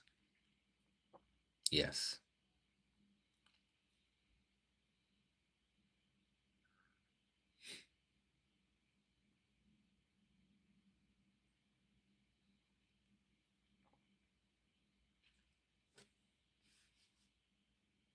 Yep. So, I mean, it's just like how right now the ones are a lot of our, let's see, that's why Nick Vanderlane puts out two calendars, I guess. Well, so when Nick Vanderlane did his, he's talking about the sighting of the spring equinox, right? Or any of the takufas. So the sighting of the sun as it's traveling across the sky for them. So if we go back and we look at the way that we did the equinox, the sighting of the equinox, Jerusalem would have saw it first, right? And then points west will see it next. Okay. So we would see the spring equinox before Australia and New Zealand. Okay. So once it goes around, then they're going to witness it. So now they're entering into the new year. And then once we get here, we're going into the second day of the year, and so on and so forth. But this is the line right here for Jerusalem. This is the line that begins. This is the true international date line, if you will, according to scripture, because everything is based off of Jerusalem. Yes, Daniel, we are definitely living in the end times. We're like at the end of the end times for real. So, okay, so that's the thing. So you're let's see. Mene, so you're still thinking into the paradigm box of the pagan days because you're saying So we're a day after you guys. Know you guys are not a day after us. You're still waiting for the sun to come your direction. Okay. Just like right now, this is a perfect example. Right now, let's say if today was the Passover, it's evening here right now. Like it's dark right now. We would be doing Passover right now. You guys wouldn't be doing Passover yet. You're gonna wait, as you said, it's 1:38 over there right now in the afternoon. So you're going to wait until the sun sets if today was the Passover, and you would do it this evening. Are you following now? Do you understand what I'm saying?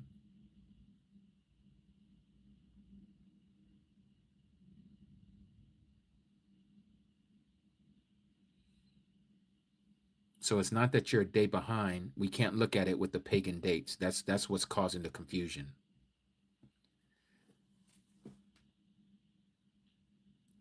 And it's going to take some time to reacclimate ourselves to this understanding, because Menace, this is why I'm going to have to share this with Robin, or if you, well, I'm going to let him know by he needs to look at this video, because um just needs a little slight tweak to what you guys are doing over there, and the timing.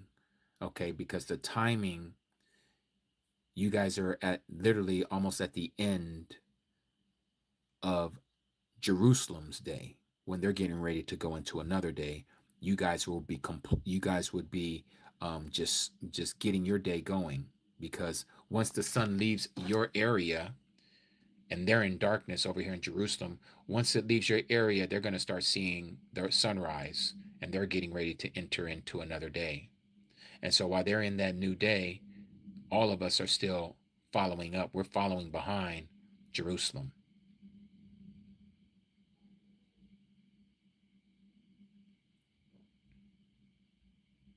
Yes, indeed, Menace. Yes. So I just wanted to bring that up. That was on my mind, and I was like, "Oh man, I got to bring this up." And what better way than to do it right now, since we're literally at the beginning of the year.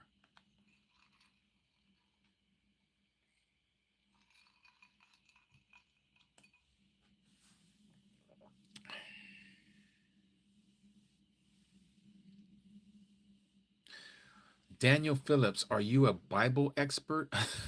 I don't know if I would say that. No, I'm not a Bible expert. Um, I read the Bible, and the Creator, our Abba Yahuwah, is teaching us His truth. Not only to me, but all those who want to know the truth, He is revealing this truth to them as well.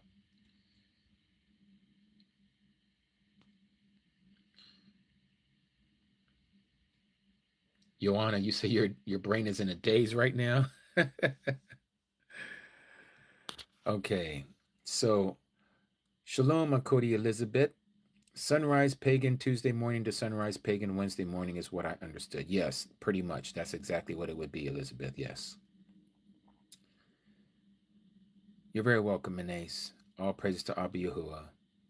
I'm sweating, laughing out loud. Can't tell if it's hormonal or the change of heart. AJ, so you said, so we are following behind Jerusalem time, so kind of like a ripple effect from Jerusalem, east to west. Yes, yes, AJ. Yes.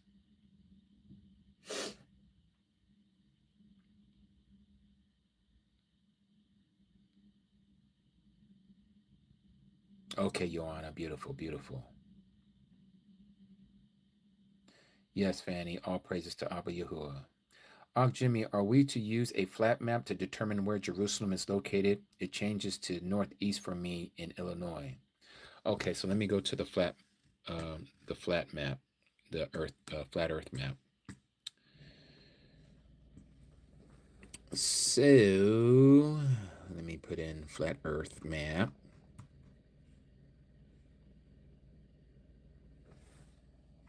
I do have one in my folder, but I think it'd just be faster for me to do this.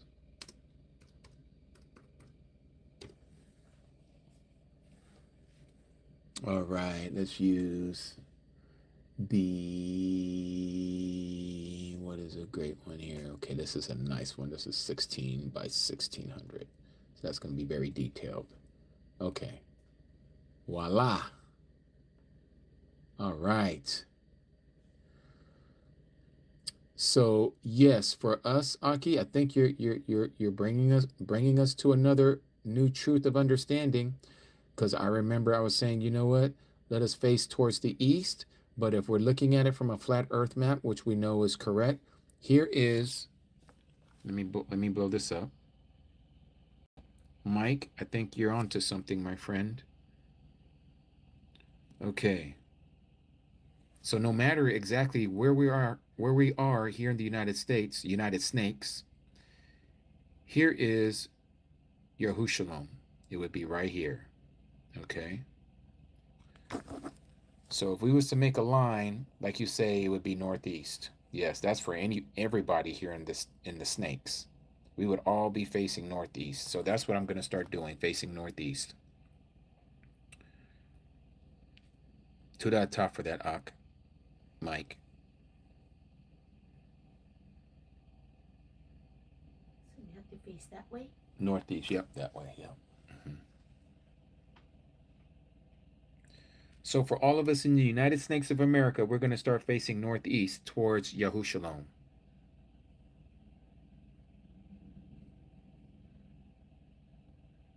Yep, even Mexico, all of you would be facing that way. Those of you who are in Africa, you're just going to be facing north because you're all pretty much south of YaHUsHa from there. Like if you're in South Africa, you're just going to face north. It literally lines you up with uh, YaHUsHa. Yes, yes. And this is what we're to do. We can't be stubborn. We cannot be stubborn and stay in our traditions, right? When truth is being revealed, we need to line ourselves up with the truth. Hallelujah.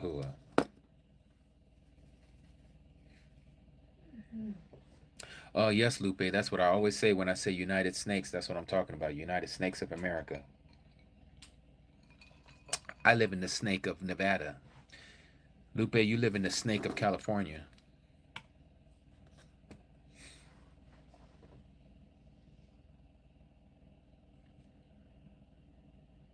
Yes, yes, yes. Now, the only ones who would be facing west would be all those, like if you lived in Italy, you would face west. So yeah. What about the Caribbean? The Caribbean would be facing northeast as well. Mm-hmm. Somebody asked that. So where is Australia? Okay, so Australia is over here.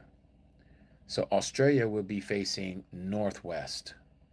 You would be facing northwest because this would be north for you. Okay, this is the north. Okay. So from anywhere in Australia, let's say like Sydney. Let me back this out a little bit. There's Sydney over here. You would have to face northwest. Northwest to face Jerusalem.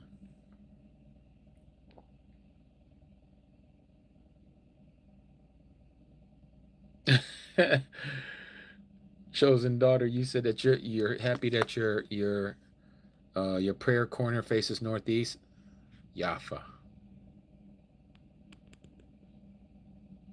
Yes, exactly, Gina. Snake of Pennsylvania. Mm-hmm. I used to live there for many years. Arkansas. I like Arkansas. Mm-hmm. My desk is facing northwest.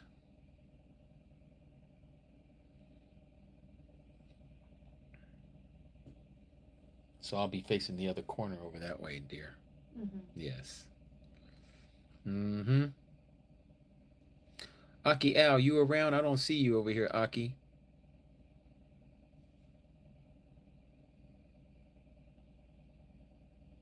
Mm-hmm.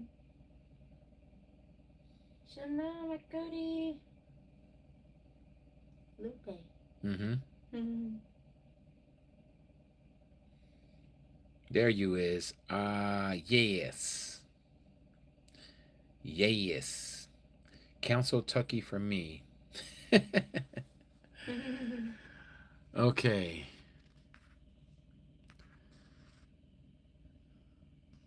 I know, right? Aki Al's probably on the phone. No, I see him here. It's time to change my room around. No, I'll just be standing in that direction when it's time to pull off. This is perfect timing for I just purchased a map book for travel to stay off the radar. Yes, yes. YaHUsHa, that's perfect to do. Yes.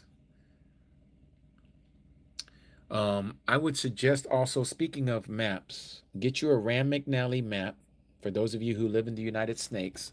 And if you live somewhere else in the world, if you can get a map of your area in case you have to foot it and you start to kind of understand your geographical location, um, when it's time to go, you are not going to have these devices.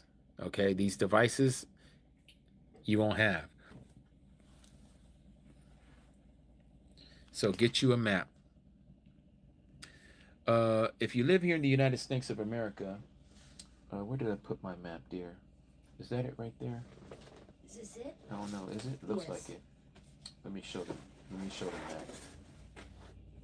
To the ata, Yahuwah. We got that in the Yahuwah. Yes. Okay.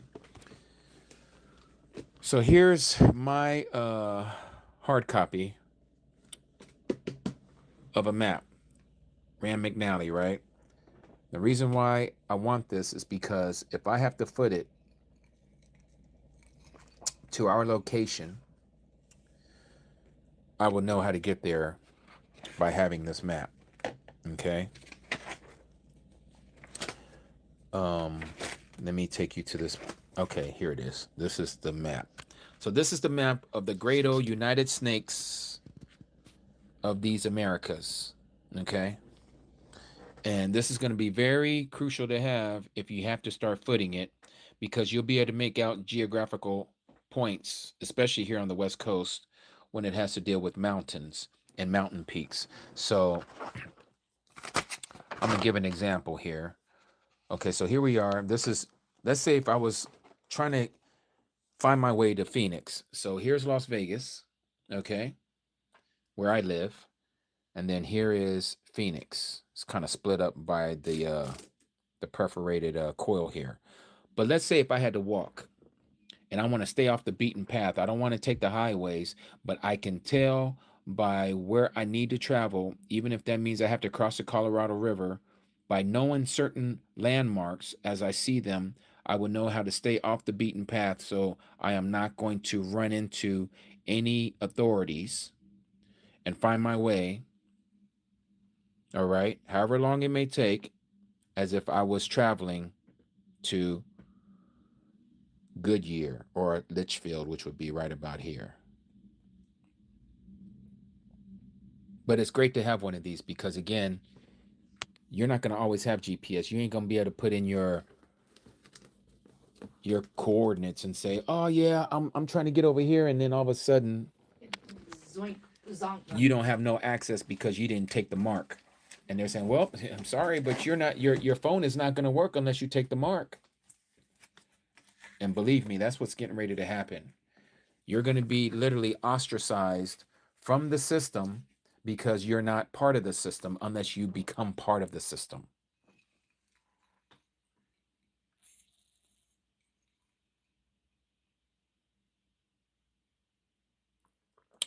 YaHUsHa, the Messiah, you said, why is it dark in Florida 3 hours before Vegas if it is a flat plane? Okay, so here's the thing. The sun is not as big as the earth plane. Okay, so let me give you a little example here. Let me see if I can find, give me a second. Let me see if I can find uh that one is kind of working out for me, but that ain't the one I want. Let's see if I can find one here. So while I'm looking for a certain map, and I don't know if they have it here, but I want you to understand that the sun is not as big as we've been told. That's number one. And number two, the sun is not sitting up so high that it's giving light to the whole flat plane of the earth. Okay. It's sitting low in the atmosphere, low enough to where it's shining on a certain area. Okay. So kind of like this. No, that ain't. I can't use that one either. Where is it? I've seen somewhere they actually show like a GIF, but I guess this will have to work. Let me use this one. Let me use this one. Okay. So the question that you asked here, I don't. Where did the was it sublim? No, it wasn't subliminal.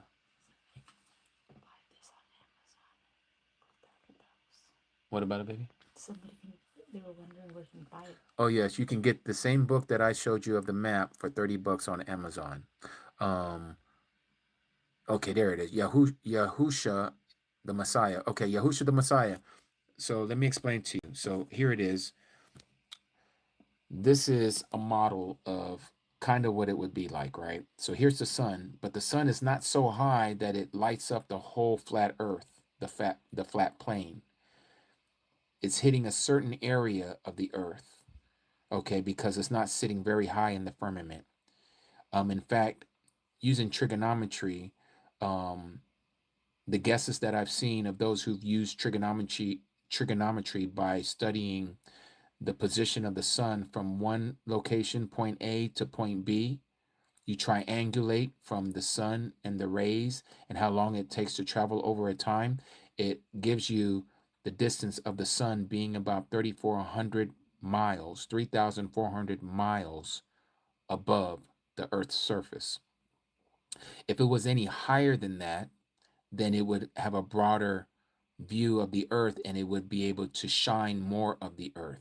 But because the earth is so vast in its space, its plane, that the sun, where it is above the earth plane in that area, it would be like shining a flashlight and you're only getting that area of that flat plane. It's not going over the whole plane of the earth. I hope that makes sense.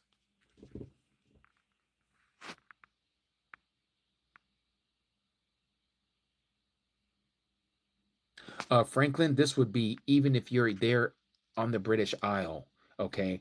I know there's not a whole lot of places for you to hide, but I'm sure you can find one because, again, when the time is right for you to leave, when it's time for you to flee, just like we're told here in Matthew chapter 24, you got to flee. Okay. We, I was sharing this a couple of lives ago. We're over here thinking that, oh, you know what? Uh, um, there's no need to reason to flee because they got GPS and they got these satellites in the sky. They can see everything and everything that everybody's doing. No, they can't. No, they can't. Because if they could, then they would have known where certain people are hiding out, like the uh what do they call them? What are those people in Afghanistan that they were looking for so long? The the Taliban. The Taliban was all up in the mountains, okay? Now, if they had a satellite that can see everything all time, all through the day and night, they would know exactly where all these hiding. You know why? Because they can't see all things. The only way that they can see all things is if you are connected into the system. That's when the all-seeing eye can see you. That's why they want you to get a chip. Because once you get that mark, that chip, you are now able to be seen wherever you go. It's just like you carrying your phone. If you're in an area where there's no coverage, they can't find you and you can't find them.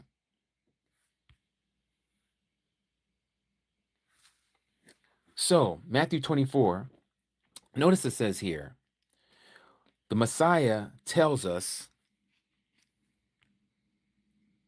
verse 20, and pray, Palal, that your flight, your escape does not take place in winter or on the Sabbath. He wouldn't even tell us this if there was no use in running.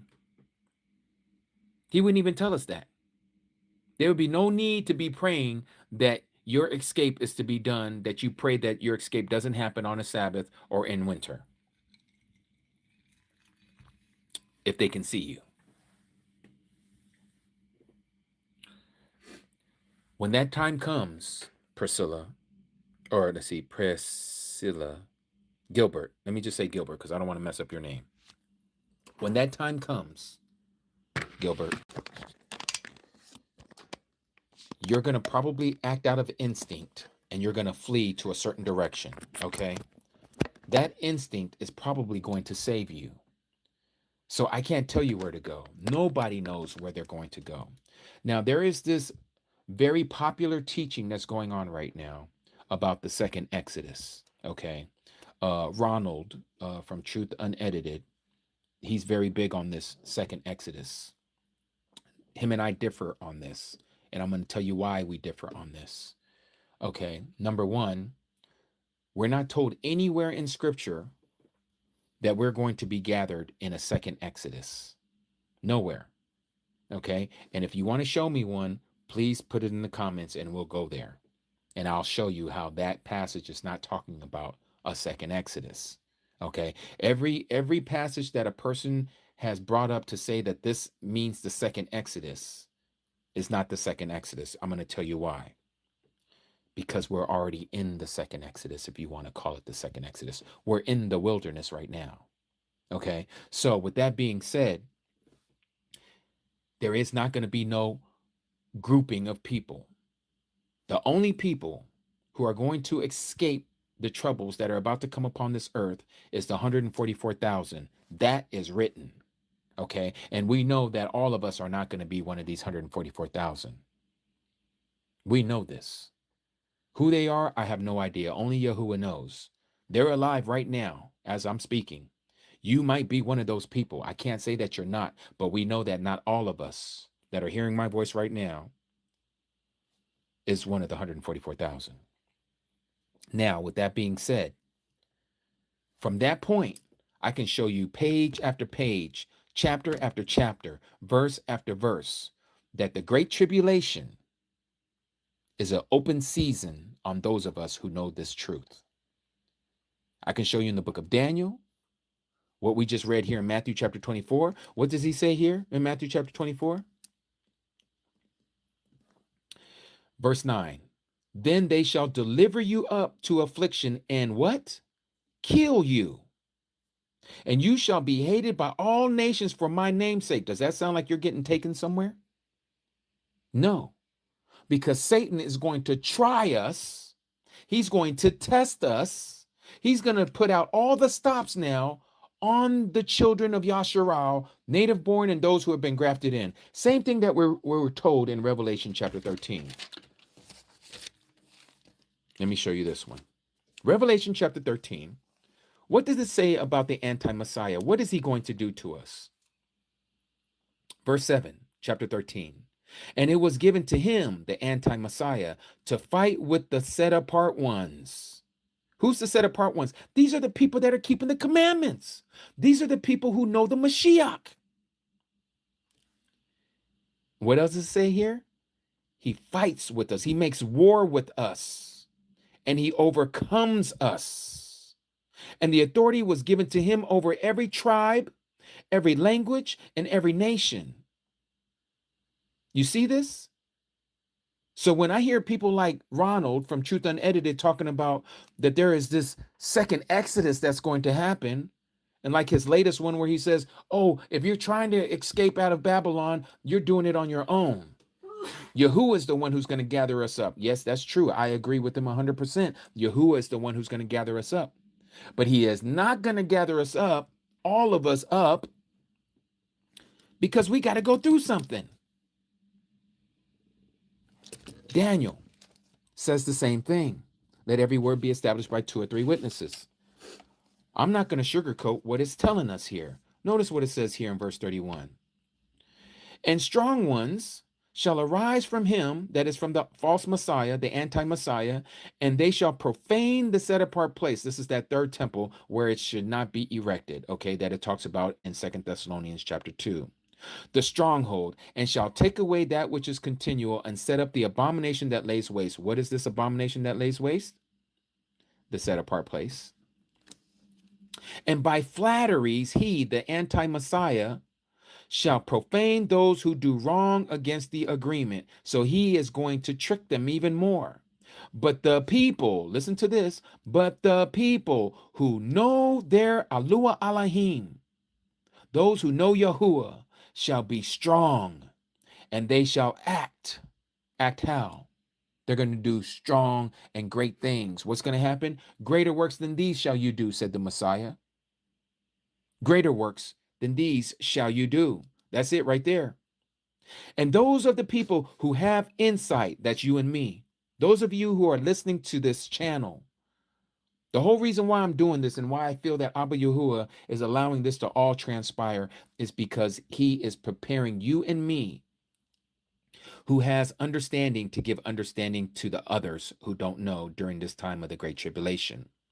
And they, the many, shall stumble by sword, meaning that they're going to be unalived by the sword, they're going to be unalived by the flame, they're going to be unalived in captivity, and they're going to be unalived by plundering for days. What's the days? 3.5 years, 1,260 days, or 42 months. Okay, baby. Or times and half a time. And when they stumble, when they're about to be unalived, they shall be helped with a little help. Who's the one that comes to help us? Who's the Savior? Here comes the Spirit. Here comes the Ruach, right on time. He's going to help you go through that, whatever it is that you're going through. If it's torture, he's going to help you go through that torture. What happened to all the other disciples? What happened to all the believers of those who believe in the Messiah? Did they get to escape? No. They had to pay with their life. If they persecuted the head, who's the Mashiach, and we're the body, what do you think they're going to do to us? Exactly. Exactly.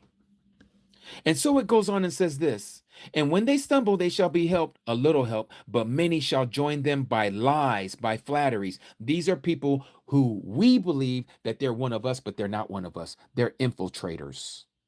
They have been sent by the government, and they want to spy out on our freedom. And some of those who have insight, you and me, we too shall be unalived. We too shall stumble. But it's to refine us. It's to clean us. It's to make us clean and white until the time of the end, for it is still for an appointed time. Do you see anywhere here that we're getting taken out?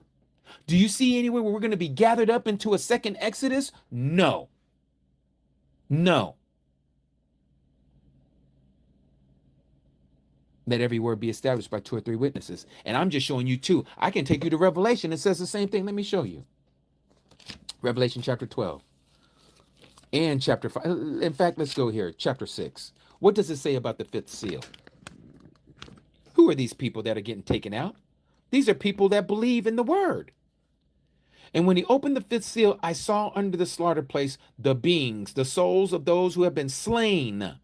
They've been killed, unalive for the word of Yahuwah Elohim and for the witness that they held. So the word of Yahuwah Elohim, that is the commandments. That is what we know as the Tanakh, the Old Testament, as they have wrongly given it that title.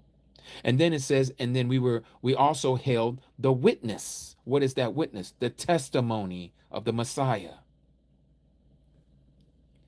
And it says, and they cried with a loud voice, saying, how long, O Master, set apart and true, until you judge and avenge our dam, our blood, on those who dwell on the earth. Why? Because they unalived us. This is future tense. We're not there yet. We're coming to this point. And there was given to each one a white robe, and they were told that they should rest a little while longer until both the number of their fellow servants and their brethren who would be unalived as they were was completed. Where's your second Exodus in this story? Where's your second Exodus?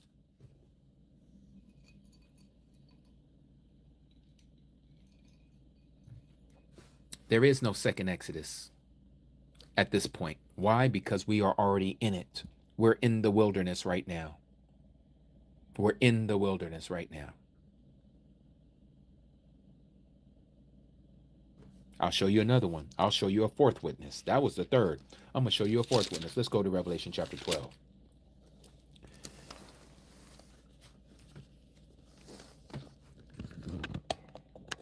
Revelation chapter 12. It says this. And when the dragon saw, verse 13, that he had been thrown to the Arats, through the earth, he has been casted down to the earth. He persecuted the woman, that's the 144,000.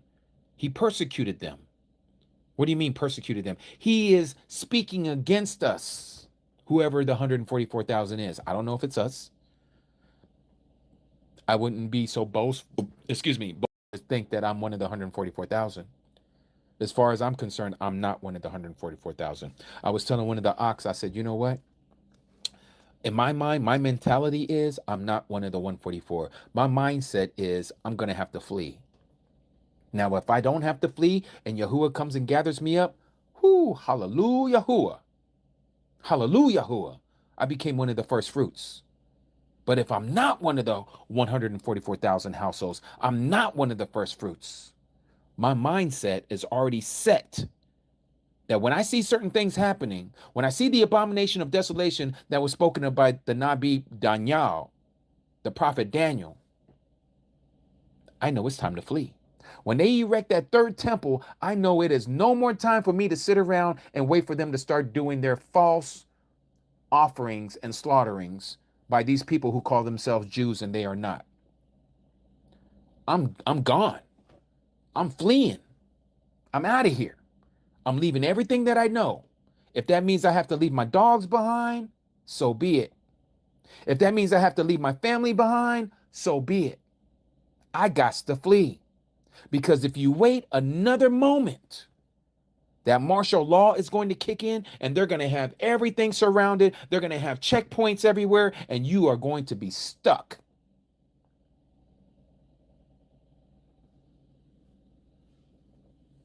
You're going to be stuck. And so it goes on and says here, and when the dragon saw that he had been thrown to the earth, he persecuted the woman who gave birth to the male child. So we know who the woman is. It's the 144,000. That is the 12 tribes of Yasharal, 12,000 from each tribe. The woman was given 2 wings of a great eagle to fly into the wilderness. We know this wilderness to be Mount Zion, as it says in Revelation chapter 14. This is where the 144,000 was taken, to Mount Zion. Okay, they were the what? The 144,000 were redeemed from the earth, meaning that they were taken from the earth. And then it even tells us even more here. It says here in verse 4, they were redeemed from among men, being first fruits to Yahuwah Elohim and to the Lamb. They are the first fruits. They're the cream of the crop. They're the first ones to be taken, each in their order, as Shaul says in 1 Corinthians chapter 15. They're taken. But it goes on and says this about what the dragon is going to do to those who are left over. And the dragon was enraged with the woman. Why? Because he couldn't find her. She had taken off. Yahuwah took her to Mount Zion, to heaven. And he went to fight. Who is he? Satan. He went to fight. He went to make war with the remnant of her seed. That means those who didn't make the cream of the crop. Those who are guarding the commandments of Yahuwah Elohim, that's the Tanakh, Genesis to Malachi, and possessing the witness of YaHUsHa the Mashiach, that is the New Testament, Matthew to Revelation. They believed all of this.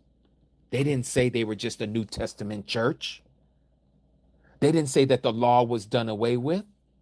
They didn't say we didn't have to keep the Shabbat no more. They didn't say we didn't have to keep the appointed times anymore. No, they believed it all. They believed all of it from Genesis to Revelation and the Apocryphas. Those guarding, those keeping the commandments of Yahuwah Elohim and possessing the witness, or the testimony is another word for witness. It comes from the Greek word martus, which means martyrdom. They witnessed, they had the testimony of YaHUsHa the Messiah. That's what the New Testament is all about. It's the testimony of the Mashiach. And so it says the same thing in here in chapter 14. Let's start here from the third messenger, the third angel, verse 9. Oh, the Seventh-day Adventists, they love talking about the 3 angels. But this is what it says. And a third messenger, a third angel, followed them, saying with a loud voice, if anyone worships the beast, Jesus, and his image, the cross, and receives his mark upon their forehead, this is to come in the future, or upon his right hand, or in his hand, He also shall drink of the wine of the wrath of Yahuwah Elohim. This is the wrath of God, as they would say in the Christian churches, that is poured out undiluted, meaning at its full strength, into the cup of his wrath. Those who take this, those who do this, anyone who worships the beast is Jesus. Anyone who believes or bows down or takes upon this image, the image of jealousy, like we read in Ezekiel chapter 8, that's the cross, and receives the mark. This is future. This is coming now. This is why we see AI technology in these data centers and why they want to chip you. He shall also drink of the wine of the wrath of Yahuwah Elohim, which is poured out undiluted, which is full strength, into the cup of his wrath. And we can read about that in later on in this chapter. We'll go there. But it goes on and says this: and he or she shall be tortured with fire and sulfur before the set apart messengers and before the Lamb. Not before us. Yahuwah don't even want us, Adam's kind, to see other Adam's kind being tortured. It's not for our face. It's not for our eyes to witness this. It's for particular angels, these messengers, and for the Mashiach, the creator of heaven and earth, to witness his enemies being tortured in fire. And it says, and the smoke of their torture goes up forever and ever, and they have no rest. They have no rest. You don't want to believe that so-called HE double hockey sticks is eternal? That it's an eternal torture? Notice that it says that they have no rest, day or night. That same verbiage, day or night, is not talking about that there's night and that there's day there. It's talking about a time frame. Just like it says here about these angels, that says this: and the four living beings, each having 6 wings, were covered with eyes around and within, and they do not cease day or night, saying, set apart, set apart, set apart. Kadash, Kadash, Kadash, Yahuwah, Al Shaddai, the Almighty, who was, who is, and who is coming. Who is that? That's the Mashiach. He's the one who's coming, his second coming. But notice again, we know that there's no night there. This is talking about, metaphorically, time, day and night, because that's what we understand. Day and night is a perpetual time. And so the same thing is being said here in chapter 14, where it talks about these people who, in verse 11, they have no rest day or night. Those worshiping the beast, Jesus, and his image, the cross. Also, if anyone receives the mark of his name. What? If another comes in his name, you're going to worship him. You'll accept him, but I come in my Father's name and you don't accept me. You don't want to believe that my name is YaHUsHa. You want to take on this pagan deity named Jesus. And for those of you who was with me yesterday, you saw that I broke down the JE and the SUS. JE or IE, because there was no J until the 1524. It comes from the letter I. That's why it's a hooked I with a dot on top. It comes after the letter I in the English alphabet. HIJK. IE means hail in Greek, or praise in Greek. Zeus or Zeus is exactly who it is. Zeus. That is the mark of his name. Here is the endurance of the set apart ones. That's you and me. 10 people left because they love the name of Jesus. No worries. Let them do what they do. A seed has still been planted. Again, here is the endurance. Here is the patience. Here is those who are going to deal with what's going on at that time. They are the set apart ones. They're the Kadashim. These are the Talmudim, true disciples of the true Messiah, not this Christian, this pagan Messiah called Jesus the Christ. Here are those, notice what it says here, guarding the commandments of Yahuwah Elohim. Did not we just read this here about who Satan is going after? Those who are guarding the commandments of Yahuwah Elohim? Yes. And then it goes on and says, and the belief of YaHUsHa. That's the New Testament. Old Testament, New Testament together. Same thing here in verse 12. chapter 12, verse 17. Those guarding the commandments of Yahuwah Elohim and possessing the witness of YaHUsHa the Messiah. Old Testament, New Testament, all together in one, packaged nicely. So again, where is your second Exodus that is still to come? It's nowhere to be found. Why? Because you was born into the second Exodus. You was born on this side of the promised land. You are still in the wilderness. You was born in the wilderness. And if you listen by the Spirit, you have an opportunity to enter into the promised land, which is on the other side of the Jordan. You have that possibility if you would adhere and if you will listen to his commandments and you are obedient. Why did those people not enter? Because of disobedience. Let me show you. Let's go to Hebrews.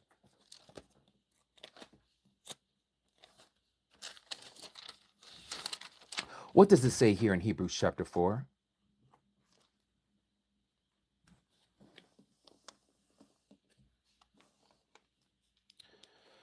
Verse 6, since then it remains for some to enter into it, into what?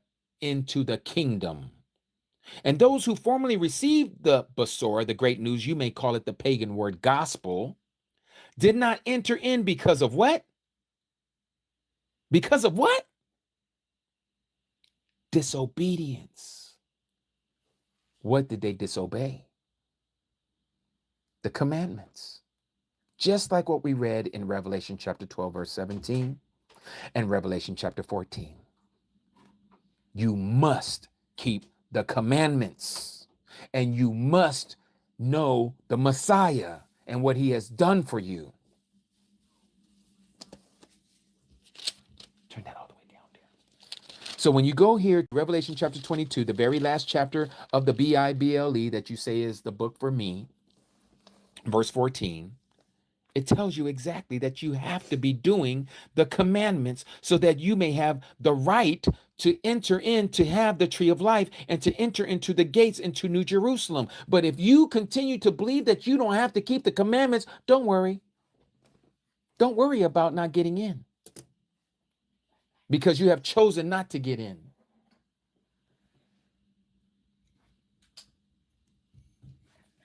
So all that being said, yes, dear. So all that being said, what is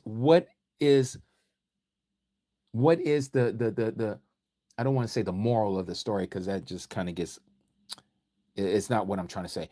What is the bottom line? What is it what's the foundation here that we're trying to get to? The foundation here is that we are in the wilderness right now and that we are getting tested right now, just like the children of Yasharal were being tested in the wilderness to see if they were going to be obedient or not.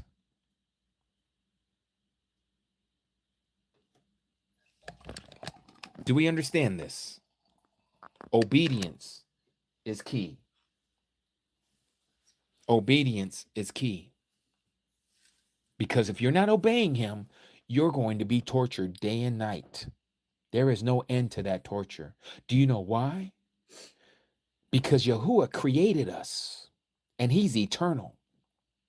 He gave us a little bit of his light, a little bit of his spark. You ever watched any of these Transformer movies that Hollywood puts out?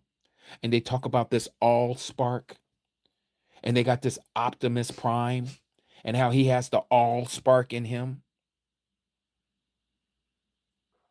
These are Jewish people who put that movie together, just like they put the movie together of The Matrix, just like those who put together all these Marvel comic movies. They're putting the Basora, the great news in your face, but they're twisting everything. They're perverting everything.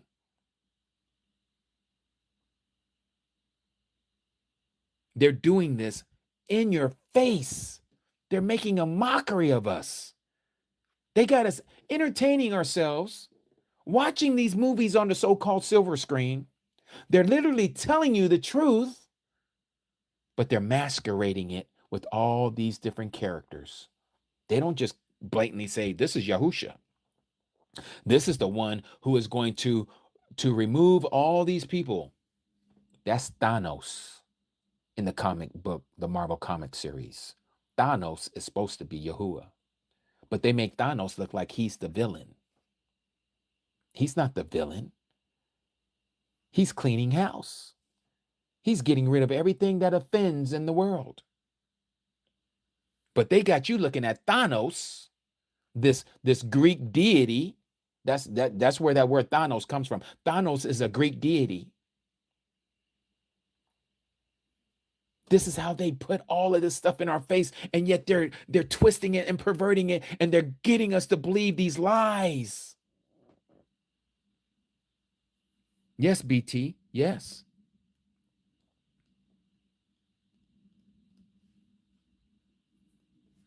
Yes.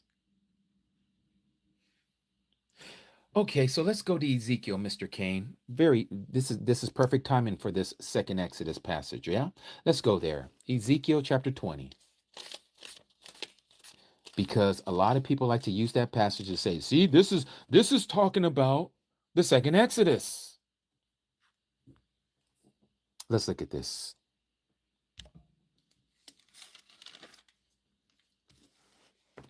Yes, exactly, Aki. Yes, exactly, Aki Al. I mean, Emmanuel. My bad. Salakia Aki. Okay. So let's look at this passage in YaHUsHa, chapter 20. YaHUsHa, which is also known as Ezekiel, chapter 20. We're going to start here at verse 34. And I shall bring you out from the peoples. That word, the peoples, is the Gentiles, the nations, and gather you out of the lands where you are scattered. Who scattered us? And where did he scatter us? To the nations, to the people. Okay? With a mighty hand and with an outstretched arm and with wrath poured out. He says he is going to gather us. He says, I will gather you out of the lands where you have been scattered with a mighty hand and with the outstretched arm and with wrath poured out. This is exactly what he did to the children of Yasharal when they came out from Egypt, right? Now he digresses in verse 35. And I shall bring you into the wilderness of the peoples, the same peoples right here, okay? And shall enter into judgment with you face to face there. Where? Where he scattered us. Because remember, he says he's going to gather us out of the lands where we have been scattered. Where have we been scattered? To the nations. So here in verse 35, you can't be turning back and going back to the nations if he brought you out of the nations. Because see, here he's saying here, this is again, this passage, this verse here, to understand, he's digressing, he's regressing to let you know what he did. I shall bring you out of the wilderness of the peoples. I shall gather you out of the lands where you have been scattered. He's telling you how he's doing it. And I shall gather you, or I shall bring you into the wilderness of the peoples. That's what he did. When did he do that? He did that with the northern tribes, the 10 lost tribes, as we call them today, during the time that they were taken into captivity by the Assyrians. Okay? And I think that was 640 BC, somewhere around there, when the Assyrians came and got them. And then the children of Yasharal, the house of Judah, they were taken later to Nebuchadnezzar into Babylon, right? But then they returned. They went back to the promised land, but they didn't have control over it. And then they were scattered again. That's what happened in the New Testament. This is where the Messiah says that we're going to be scattered. Why? Because of what we did to the Messiah. We missed our first visitation. Our ancestors missed the visitation of the Messiah. How he said, YaHUshalom, YaHUshalom. Jerusalem, Jerusalem, you who unalive the prophets. How I wish I can bring you under my wing. Like a hen brings its chicks under its wing. But you have missed your visitation. So what happened? He prophesied about what was going to happen to Jerusalem. Now, one stone shall be left upon another that shall not be thrown down, talking about the temple, the second temple. And what would happen to the people? They would be scattered. Judah was scattered. That's what Deuteronomy 28 was talking about. Because of your disobedience, I told you you weren't going to see Egypt again, but you're going to see Egypt again. I'm going to scatter you into the Gentiles. All these people that you wanted to be like, don't worry, you're going to be in their areas. You're going to get to be them, and you're going to get to know them, and you're going to see that they're going to treat you different, and they're going to give you all kinds of bywords. They're going to call you names. They're going to call you all kinds of names, like the N word and black and Negro and African American, all these bywords that do not identify who we truly are. We are the house of YaHUsHa. But let's continue. And he says, and I shall bring you into the wilderness of the peoples. This is why I was saying earlier, we're already in the wilderness. You were born in the wilderness because we are not in the promised land. You were born in the wilderness of the nations, of the peoples. Let me show you that word. In case you don't believe, let me bring this up. Let me bring this up. Ezekiel chapter 20, verse 34. Okay, let me let you guys see this. Let me bring this up here so you guys can see it.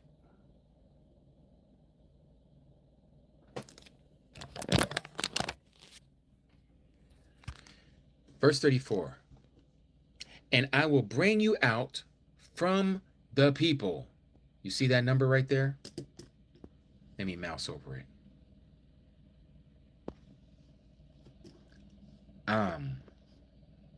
Means people. Tribe. As those of Israel, hence collectively troops, attendants, figuratively a flock, folk, men, nation, people. So let's look at this again. He says, and I shall bring you out from the nations, and gather you out from the lands where where you are scattered. Where were we scattered? In the nations. Who are the nations? The Gentiles. With a mighty hand and an outstretched arm and with wrath poured out. What's this wrath? That's what we read in the book of Revelation. That's going to happen. This was prophesied of what we're reading in the book of Revelation. People want to say, someone asked me earlier, do you believe we're in the end times? Yep, and here it is right here. This is it. He's about to pour out his wrath. So now he digresses in verse 35 and he says, and I shall bring you into the wilderness of the peoples. That's what he did. And shall enter into judgment with you face to face there. That's what he's doing right now. You and me, we are in the wilderness right now, and he's dealing with us face to face. He's saying, I am restoring the commandments to you. I'm restoring my name to you. I'm restoring my calendar to you. Now, what are you going to do with all this information? He is entering into judgment with us face to face right now. He says, as I entered into judgment with your fathers in the wilderness of the land of Mitzrayim, so I shall enter into judgment with you. We also are in Mitzrayim right now. Remember, he said, let's go here. Here we go. Let's go to Deuteronomy. This is why precept must be upon precept, people. It's the only reason, this is the only way you're going to understand this.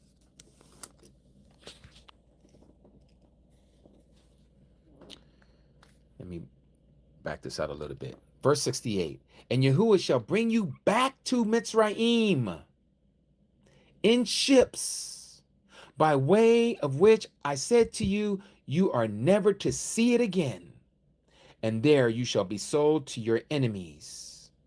That's the peoples. That's the nations. As male and female slaves, but no one to buy you. No one to redeem you. No one to set you free. So then we go back here to Ezekiel chapter 20. We are in that wilderness. He's already brought us out. And I shall bring you into the wilderness of the peoples. Notice it says of the peoples. So this is no longer like the Egypt of the day when they came out in that first Exodus. This so-called, if you want to call it, second Exodus, he's going to bring you into the wilderness of the peoples. This is the so-called second Exodus. That's why I'm saying you are in your Exodus experience right now. You are in the wilderness of the nations. Wilderness of the nations, the peoples. Right here, verse 35. And I will bring you into the wilderness of the nation. Same number as that one. 5971, 5971. And I shall bring you into the wilderness of the peoples and shall enter into judgment with you face to face there. We're in it right now. And he goes, and as I entered into judgment with your fathers in the wilderness when they came out of Egypt, of the land of Mitzrayim, Egypt, so I shall enter into judgment with you. Where are we at right now? We're in Egypt. Who's ruling the world? Is it not Rome? Who has Rome masqueraded as? Is it not Egypt? Yes. They taken on the Madonna and the child. Who is the Madonna and the child? Isis and Horus.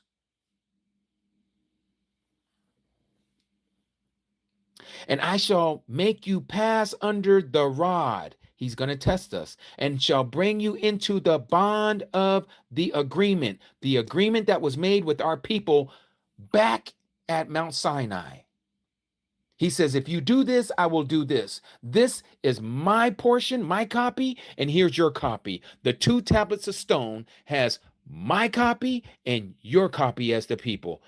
You do this by following my commandments, and I'll do this. I'll give you everlasting life. This is the bond of the agreement that'll go into the ark of the agreement that is called the ark of the so-called covenant. And so it says that here.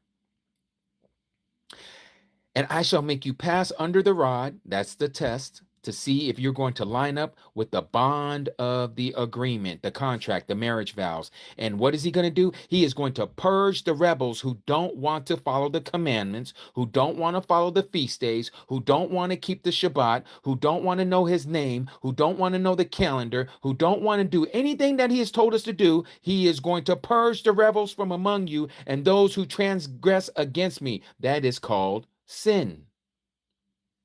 From the land where they sojourn, I bring them out, but they shall not come into the land of Yasharal. They're not getting into the promised land. They are not getting into the kingdom of Yahuwah. And you shall know that I am Yahuwah. We are in our second Exodus right now, people.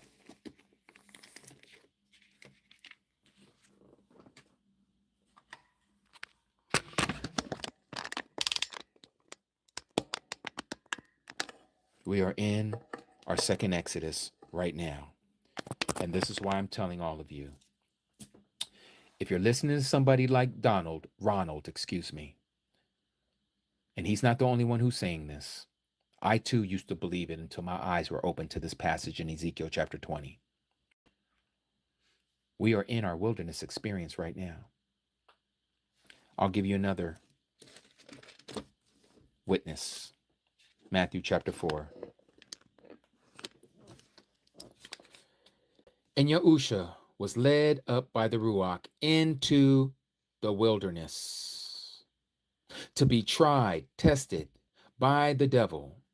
And after having fasted 40 days and 40 nights, he was hungry. Now it digresses. Now it's going to tell you what happened in the 40 days and 40 nights. And the trier, that is the devil, came and said to him, if you are the son of Alua Elohim, command these stones to become bread. You guys know this story. But notice that he was there for 40 days and 40 nights. This 40 is in representation of 40 Jubilee years. 40 times 50 gives you 2,000 years. What is being told to us here? The body of the Messiah is going to be tested in the wilderness for 2,000 years until he comes and gets us.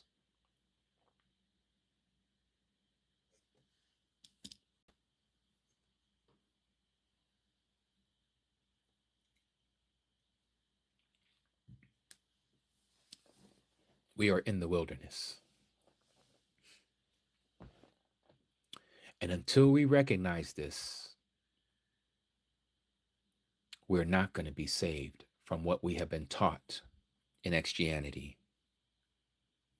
Christianity has caused us to look at everything differently. Not only are they teaching people that there's this pre-tribulation rapture that the church is going to go through, and their shirts and their pants and everything else is going to be nicely folded up, and all the little babies are going to be gone. That's nowhere in scripture. I just showed you verse after verse that we are going to be tried. I just showed you verse after verse that Satan is the trier. I just showed you verse after verse that we have to go through this time, and many of us are going to lose our life. But he who endures to the end shall be saved. Where in all of that do you find a second Exodus? You don't. Why? Because we're in it.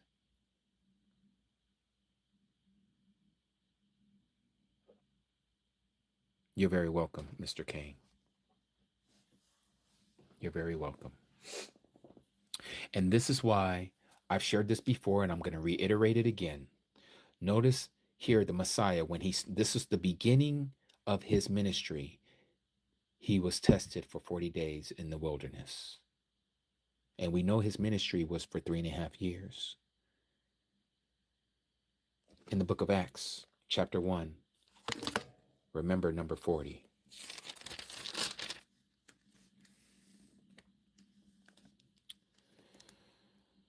Until the day he was taken up, Acts chapter 1, verse 2, after giving instructions through the set-apart Ruach, that is the Ruach HaKodesh, to the apostles whom he had chosen, to whom he also presented himself alive after his suffering by many infallible proofs, being seen by them for what?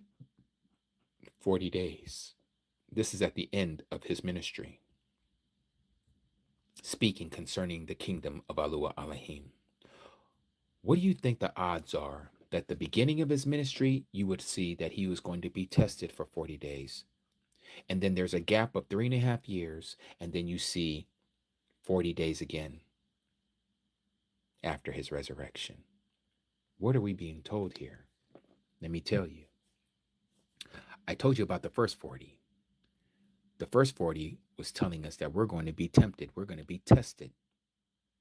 For 2,000 years, the body of the Messiah, which we represent, we're going to be tested for 40 Jubilee years, or 2,000 years. There's a gap of 3.5 years there. And then the other 40. What does the other 40, this 40 represent? After 40 Jubilee years, the body shall be resurrected. The Messiah was resurrected. He showed himself alive for 40 days. So what you're seeing here, let me take a piece of paper.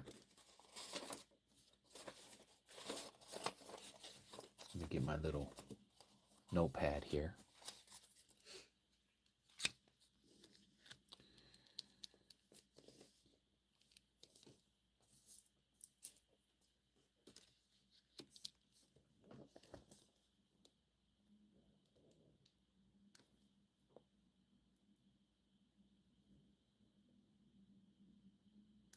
Okay. We got two lines simultaneously going on at the same time.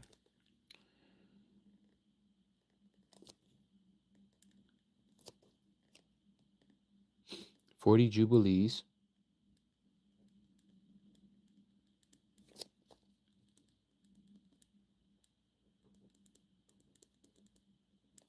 temptation." Okay?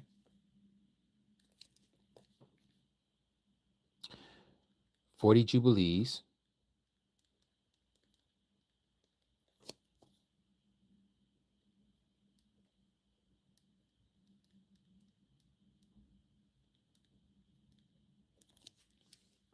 until resurrection. Okay? You got 3.5 years here, and you're going to have an offset of 3.5 years there. I want you to see this. For those of you who have eyes to see,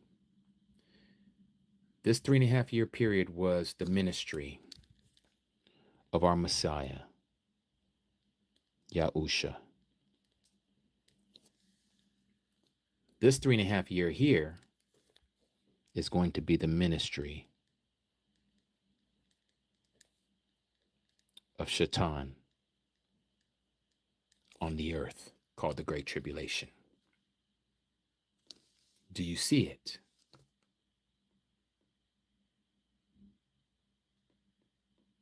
Do you see it? This is not by coincidence. This is not by happenstance. This is for real. Times, and half a time. 3.5 years. That's the Great Tribulation.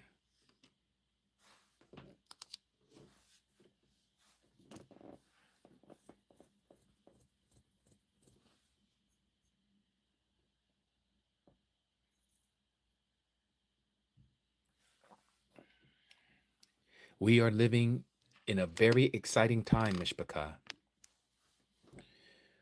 There are a lot of other things to back this up, be it from the very beginning in Genesis chapter 1, where he says that he had created the earth and the heavens and all that is in it in 6 days, and he rested on the seventh. It lines up with everything that we're seeing here, because at the end of this resurrection time frame, we begin the millennial reign, the 1,000 years, which represents the seventh day, the Shabbat.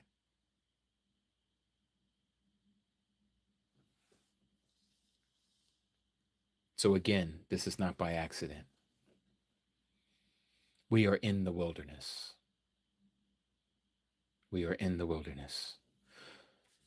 So I want to play this song here that JJ Arkudi Yoverna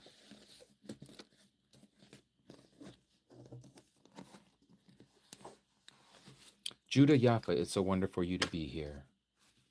And you agree because the Ruach has revealed the same to you as he has revealed to us. And that's a beautiful thing. This is how we know we are under the same Ruach. There's only one spirit. And if we're all listening to the spirit, then we're all going to get the same information.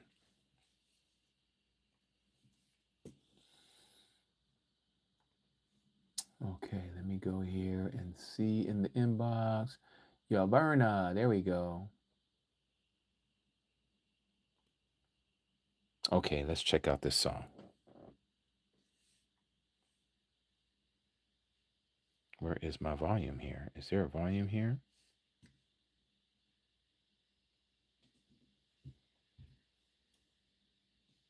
Oh, it's because it's not up. Of all the families of the earth, let me back it up. I chose you. Here we go.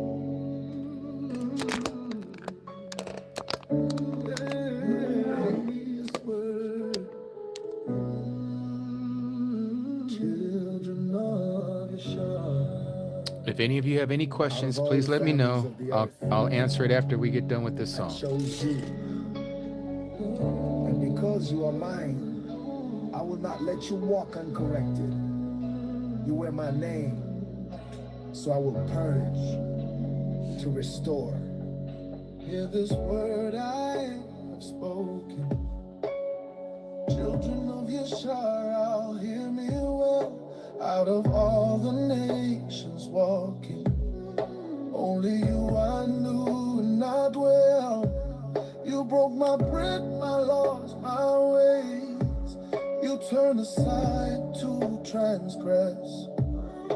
But I won't leave you lost and oppressed by the wicked, by the rest.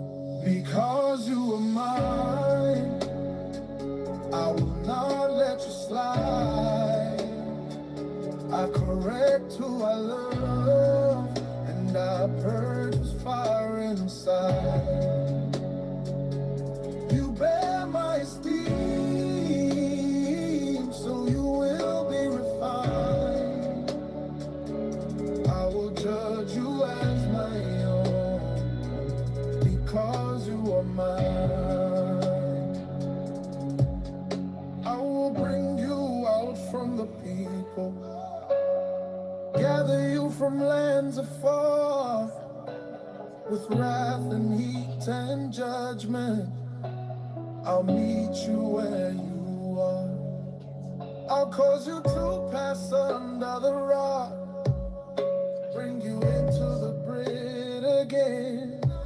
I'll purge out rebels and traitors, only the faithful remain.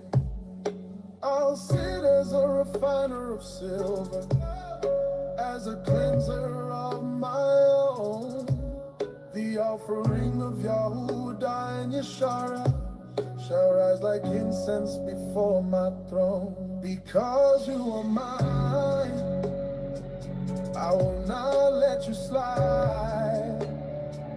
I correct who I love, and I purge with fire inside. You bear my esteem, so you will be refined. I will judge you as my own, because you are mine. If I was landing with other nations, it was because they are nothing to me. But you, YaHUsHa, you are my inheritance. So I discipline you as a father. I wound to heal, I tear to bind, because you are mine. Because you are mine. I will not let you slide. I correct who I love, and I purge with fire inside. You bear my esteem, so you will be refined. I will judge you as my own, because you are mine.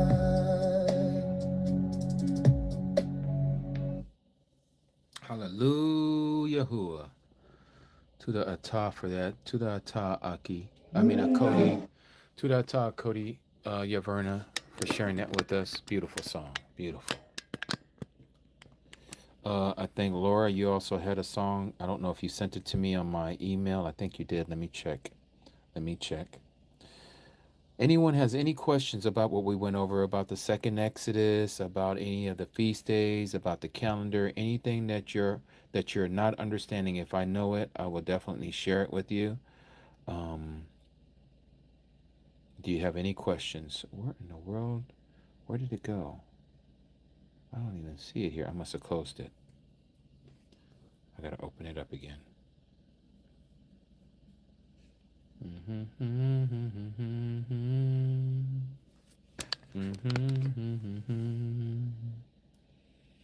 Okay, let me change my account. YaH Ambassadors, Gmail.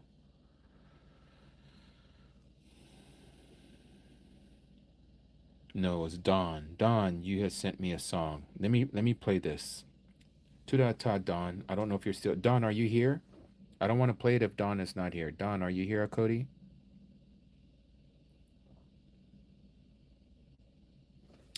Lachey, you said unleavened bread. Is it only for food to throw away? Baking powder, throw it away? Okay. So what you know as baking powder, yes, throw it away. And any bread. Okay. Any bread. Any bread and the baking powder that has yeast. Okay. If it has yeast, toss it.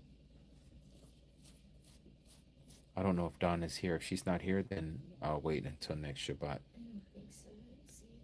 Yes, I don't see her.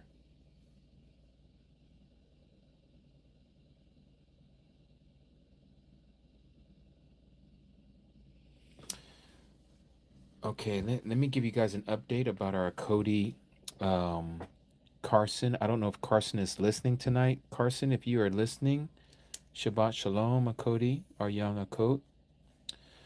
So her mother sent me an email. I haven't read it yet. I'm about to read it though. So it says here, her mother says, "Hi, Jimmy. Thank you again for meeting with us a few weeks ago. Carson is back in school and has resumed her extracurricular activities, and we truly believe your influence played a big part in that. We're on spring break this week and came up to the mountains to ski. Carson is feeling hesitant about skiing with the family tomorrow because of the Sabbath. We really want her to be able to spend that time with us, and we're concerned about leaving her home alone as she suggested. We'd really appreciate any guidance you might have on how to navigate this situation. I was thinking she could praise either in the morning or evening when we are home. Perhaps she could listen to the recording of your live when she gets home. Thanks again, Margaret and Jeff. Margot. I mean, Margot. I apologize, Margot, if you're listening. So, um, I hope, and I'm gonna have to get a hold of them. I'm gonna share this. I'll text them. But our young sister, Carson, she loves Yahuwah so much, Yes. and we can learn a lot from this youngster. As it says in the word, the Messiah says, "Out of the mouth of babes, he has perfected praise." And it's the young ones. I'm getting chickadee bumps right now. It's the young Ew, ones. makes me cry. Yes, I know, Asha. I know, wifey.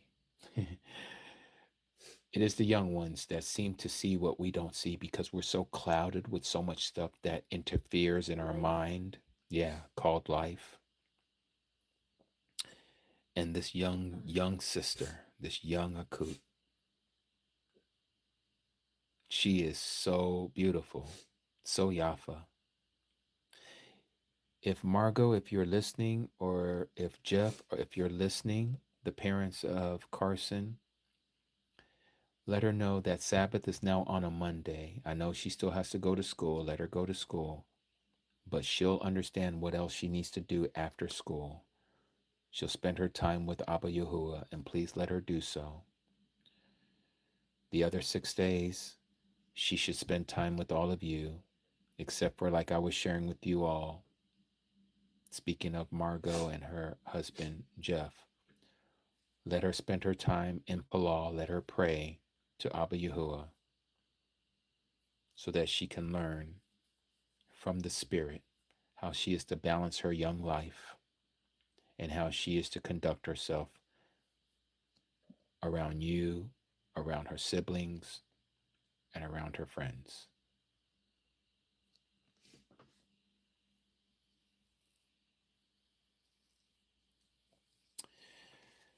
For those of you who don't know who I'm speaking of, let me just give you a little backstory about this young girl, this young lady. She's 14 years old. She came across my live back in December, this past December, pagan month December. She was struck to her core of this truth. She lives in Colorado, and you know how cold Colorado can be in the winter. She wanted to praise and pray to our Abba Yahuwah, and she felt that if she didn't go outside, that the ceiling and the roof of the house would stop her prayers and praise from receiving or reaching Yahuwah. So here she is in the middle of the winter, out there for hours, hands up, standing and praising Abba Yahuwah, palaling to him, praying to him. The mom and the dad would have to come out there and get her. They'll put her in, and in the middle of the night, 2, 3 in the morning, she's back out there.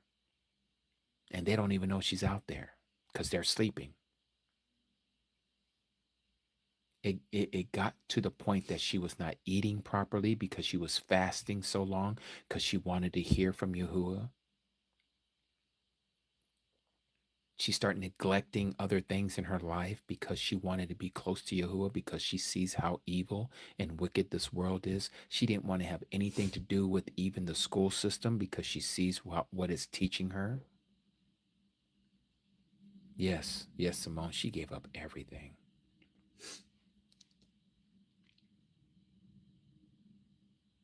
her family realized that she was in dire straits because she was fasting so long that they had to admit her into the hospital.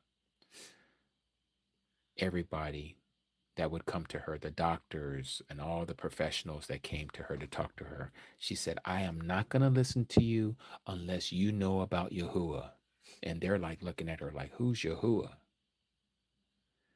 And the mother was telling me that when they would come into her room at the hospital, while she's laying there in the bed at the hospital, she would have her hands and her legs up while she's laying down, praising Abba YaHUsHa. Do you guys hear what I'm saying? This young woman was putting her hands and her legs up in the air to praise YaHUsHa. Mm-mm-mm. That young girl's got a huge reward waiting for her. She sure does. She sure does.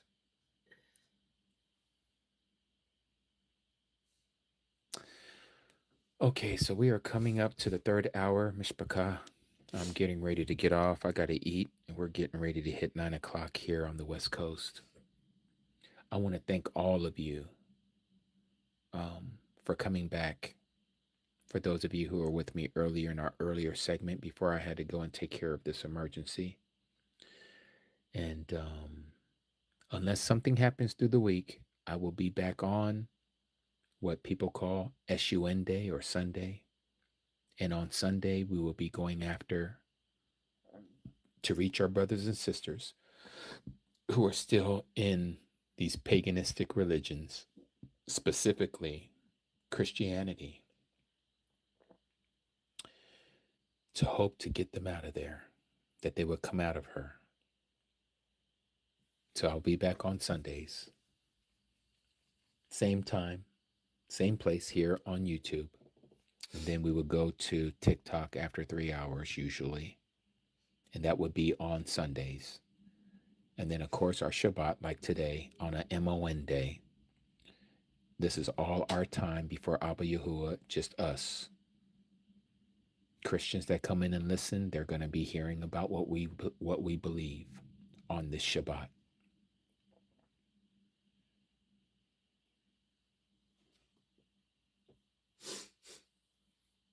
And let me see if there's anything else I can think of before we shut her down.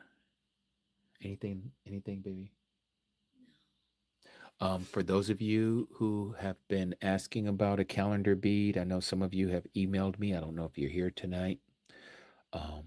Just know that we will be in touch with you. I think there's like 5 or 6 of you that I haven't reached out to yet.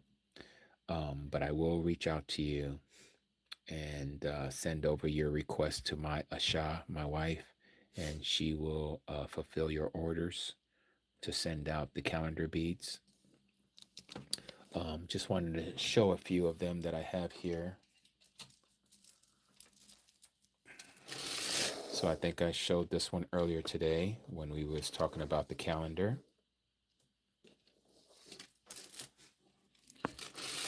And here's another one.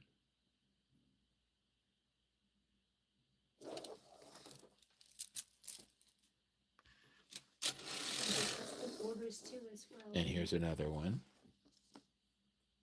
Okay. John Davis, you said, thank you, Brother Jimmy, for everything you do. Love you and the Mishpachah Shalom. Love you too, Aki. Love you too, Aki John. Ahaba Atah. Will there be God willing? Yes. I hope I'm on the list. Okay, yes, Shannon, I think you are on that list. Ahava, you said this is this one yours? Is this the one you're talking about? Manasseh, yes. All praises to Abba YaHUsHa. All praises to him.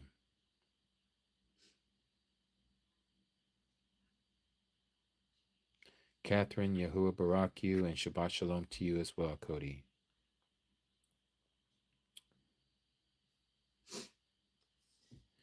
Yes, Simone, we're getting close. We're gonna see each other here soon. C. Angel Gonzalez, which song did you want me to play again? Well, so there's two different brown beats here, Fanny. Oh no, not Fanny. Who was it? Joanna. There's two different. One has the pink, and the other one has the white. And then the Shabbats on this one is silver, and the Shabbats on this one is gold.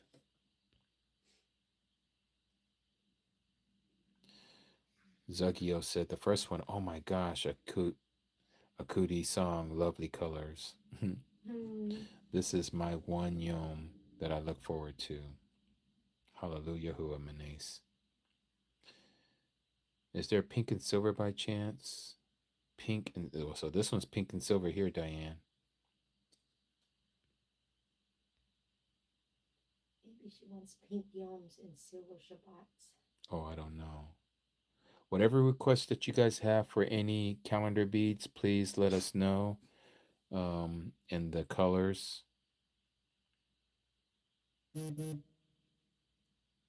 Yes, in fact, we have a song. We're going to be doing a dance to Dance Like David. I'm going to play it right now, actually. Let me Dance Like David dance. Where is it? There it is. Okay.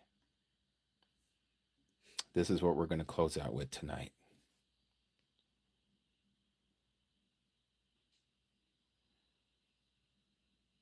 Oh yes, I know Askia. TSA is really, and it depends where you're coming from too.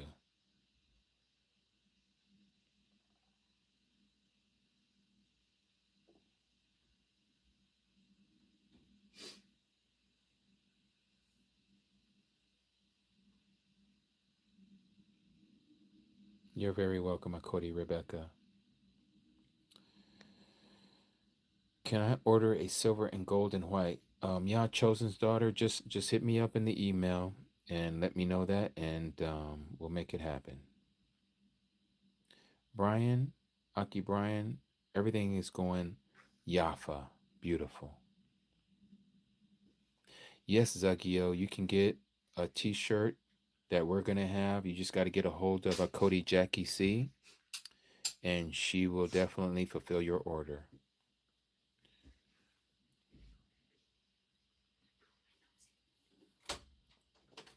Christopher Yahoo, I would love to play that, but you would have to send it to me to my email. I don't have that song. I don't know that song. But if you would send it to me, I will, long as it's not Christian. But I see that you have Yahoo at the end of your name, so I'm assuming that you would already understand that we don't like any of those pagan names. So if that song doesn't have any pagan words in it, we would be more than happy to play it. Cody Lupe, as usual, dear Aki Jimmy, thank you for the wonderful word. All praises to the Most High. Alua Yahuwah. Must love Akudi song. Oh, much love Akudi song. Shabbat Shalom. To the top for that, Cody Lupe. Please record the. Oh, we're going to definitely record it. Aki Steven, to the top, Aki Jimmy, you and your beautiful YaHUsHa song. I appreciate you, Aki, and we received that.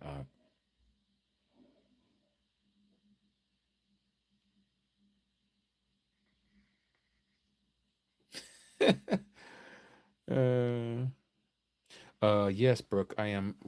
Yahuwah willing, we will be driving to Phoenix. Yes. Yes, we are.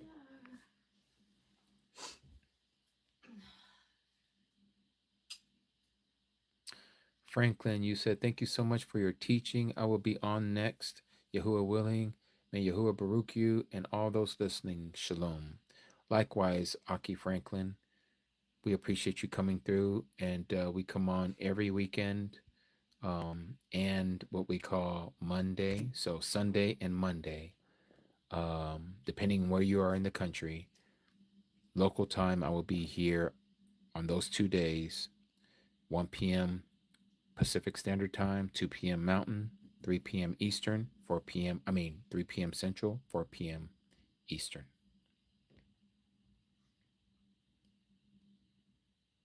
Yes, she's out of the hospital, Aki came.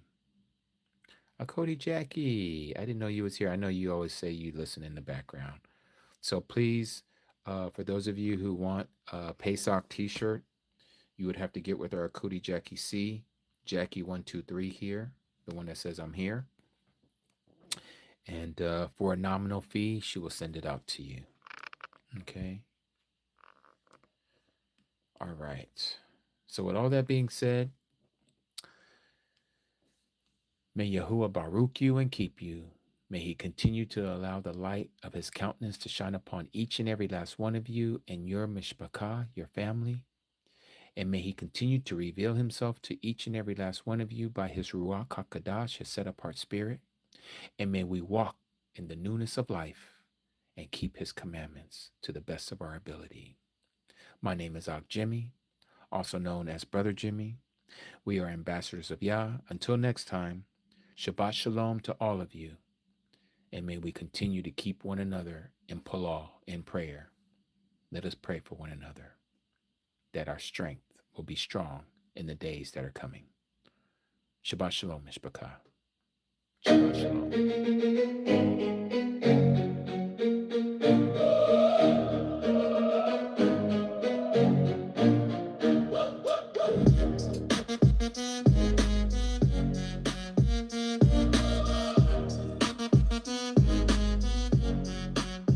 When the spirit of YaHUsHa moves upon my heart, I will sing like David sang. When the spirit of YaHUsHa moves upon my heart, I will sing like David sang. I will sing, I will sing, I will sing like David sang.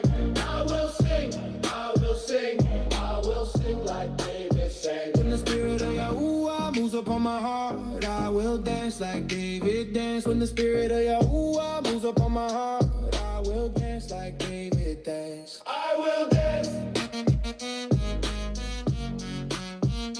I will dance. I will dance. I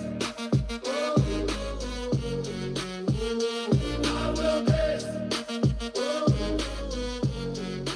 When the spirit of YaHUsHa moves upon my heart, I will praise like David praised. When the spirit of YaHUsHa moves upon my heart, I will praise.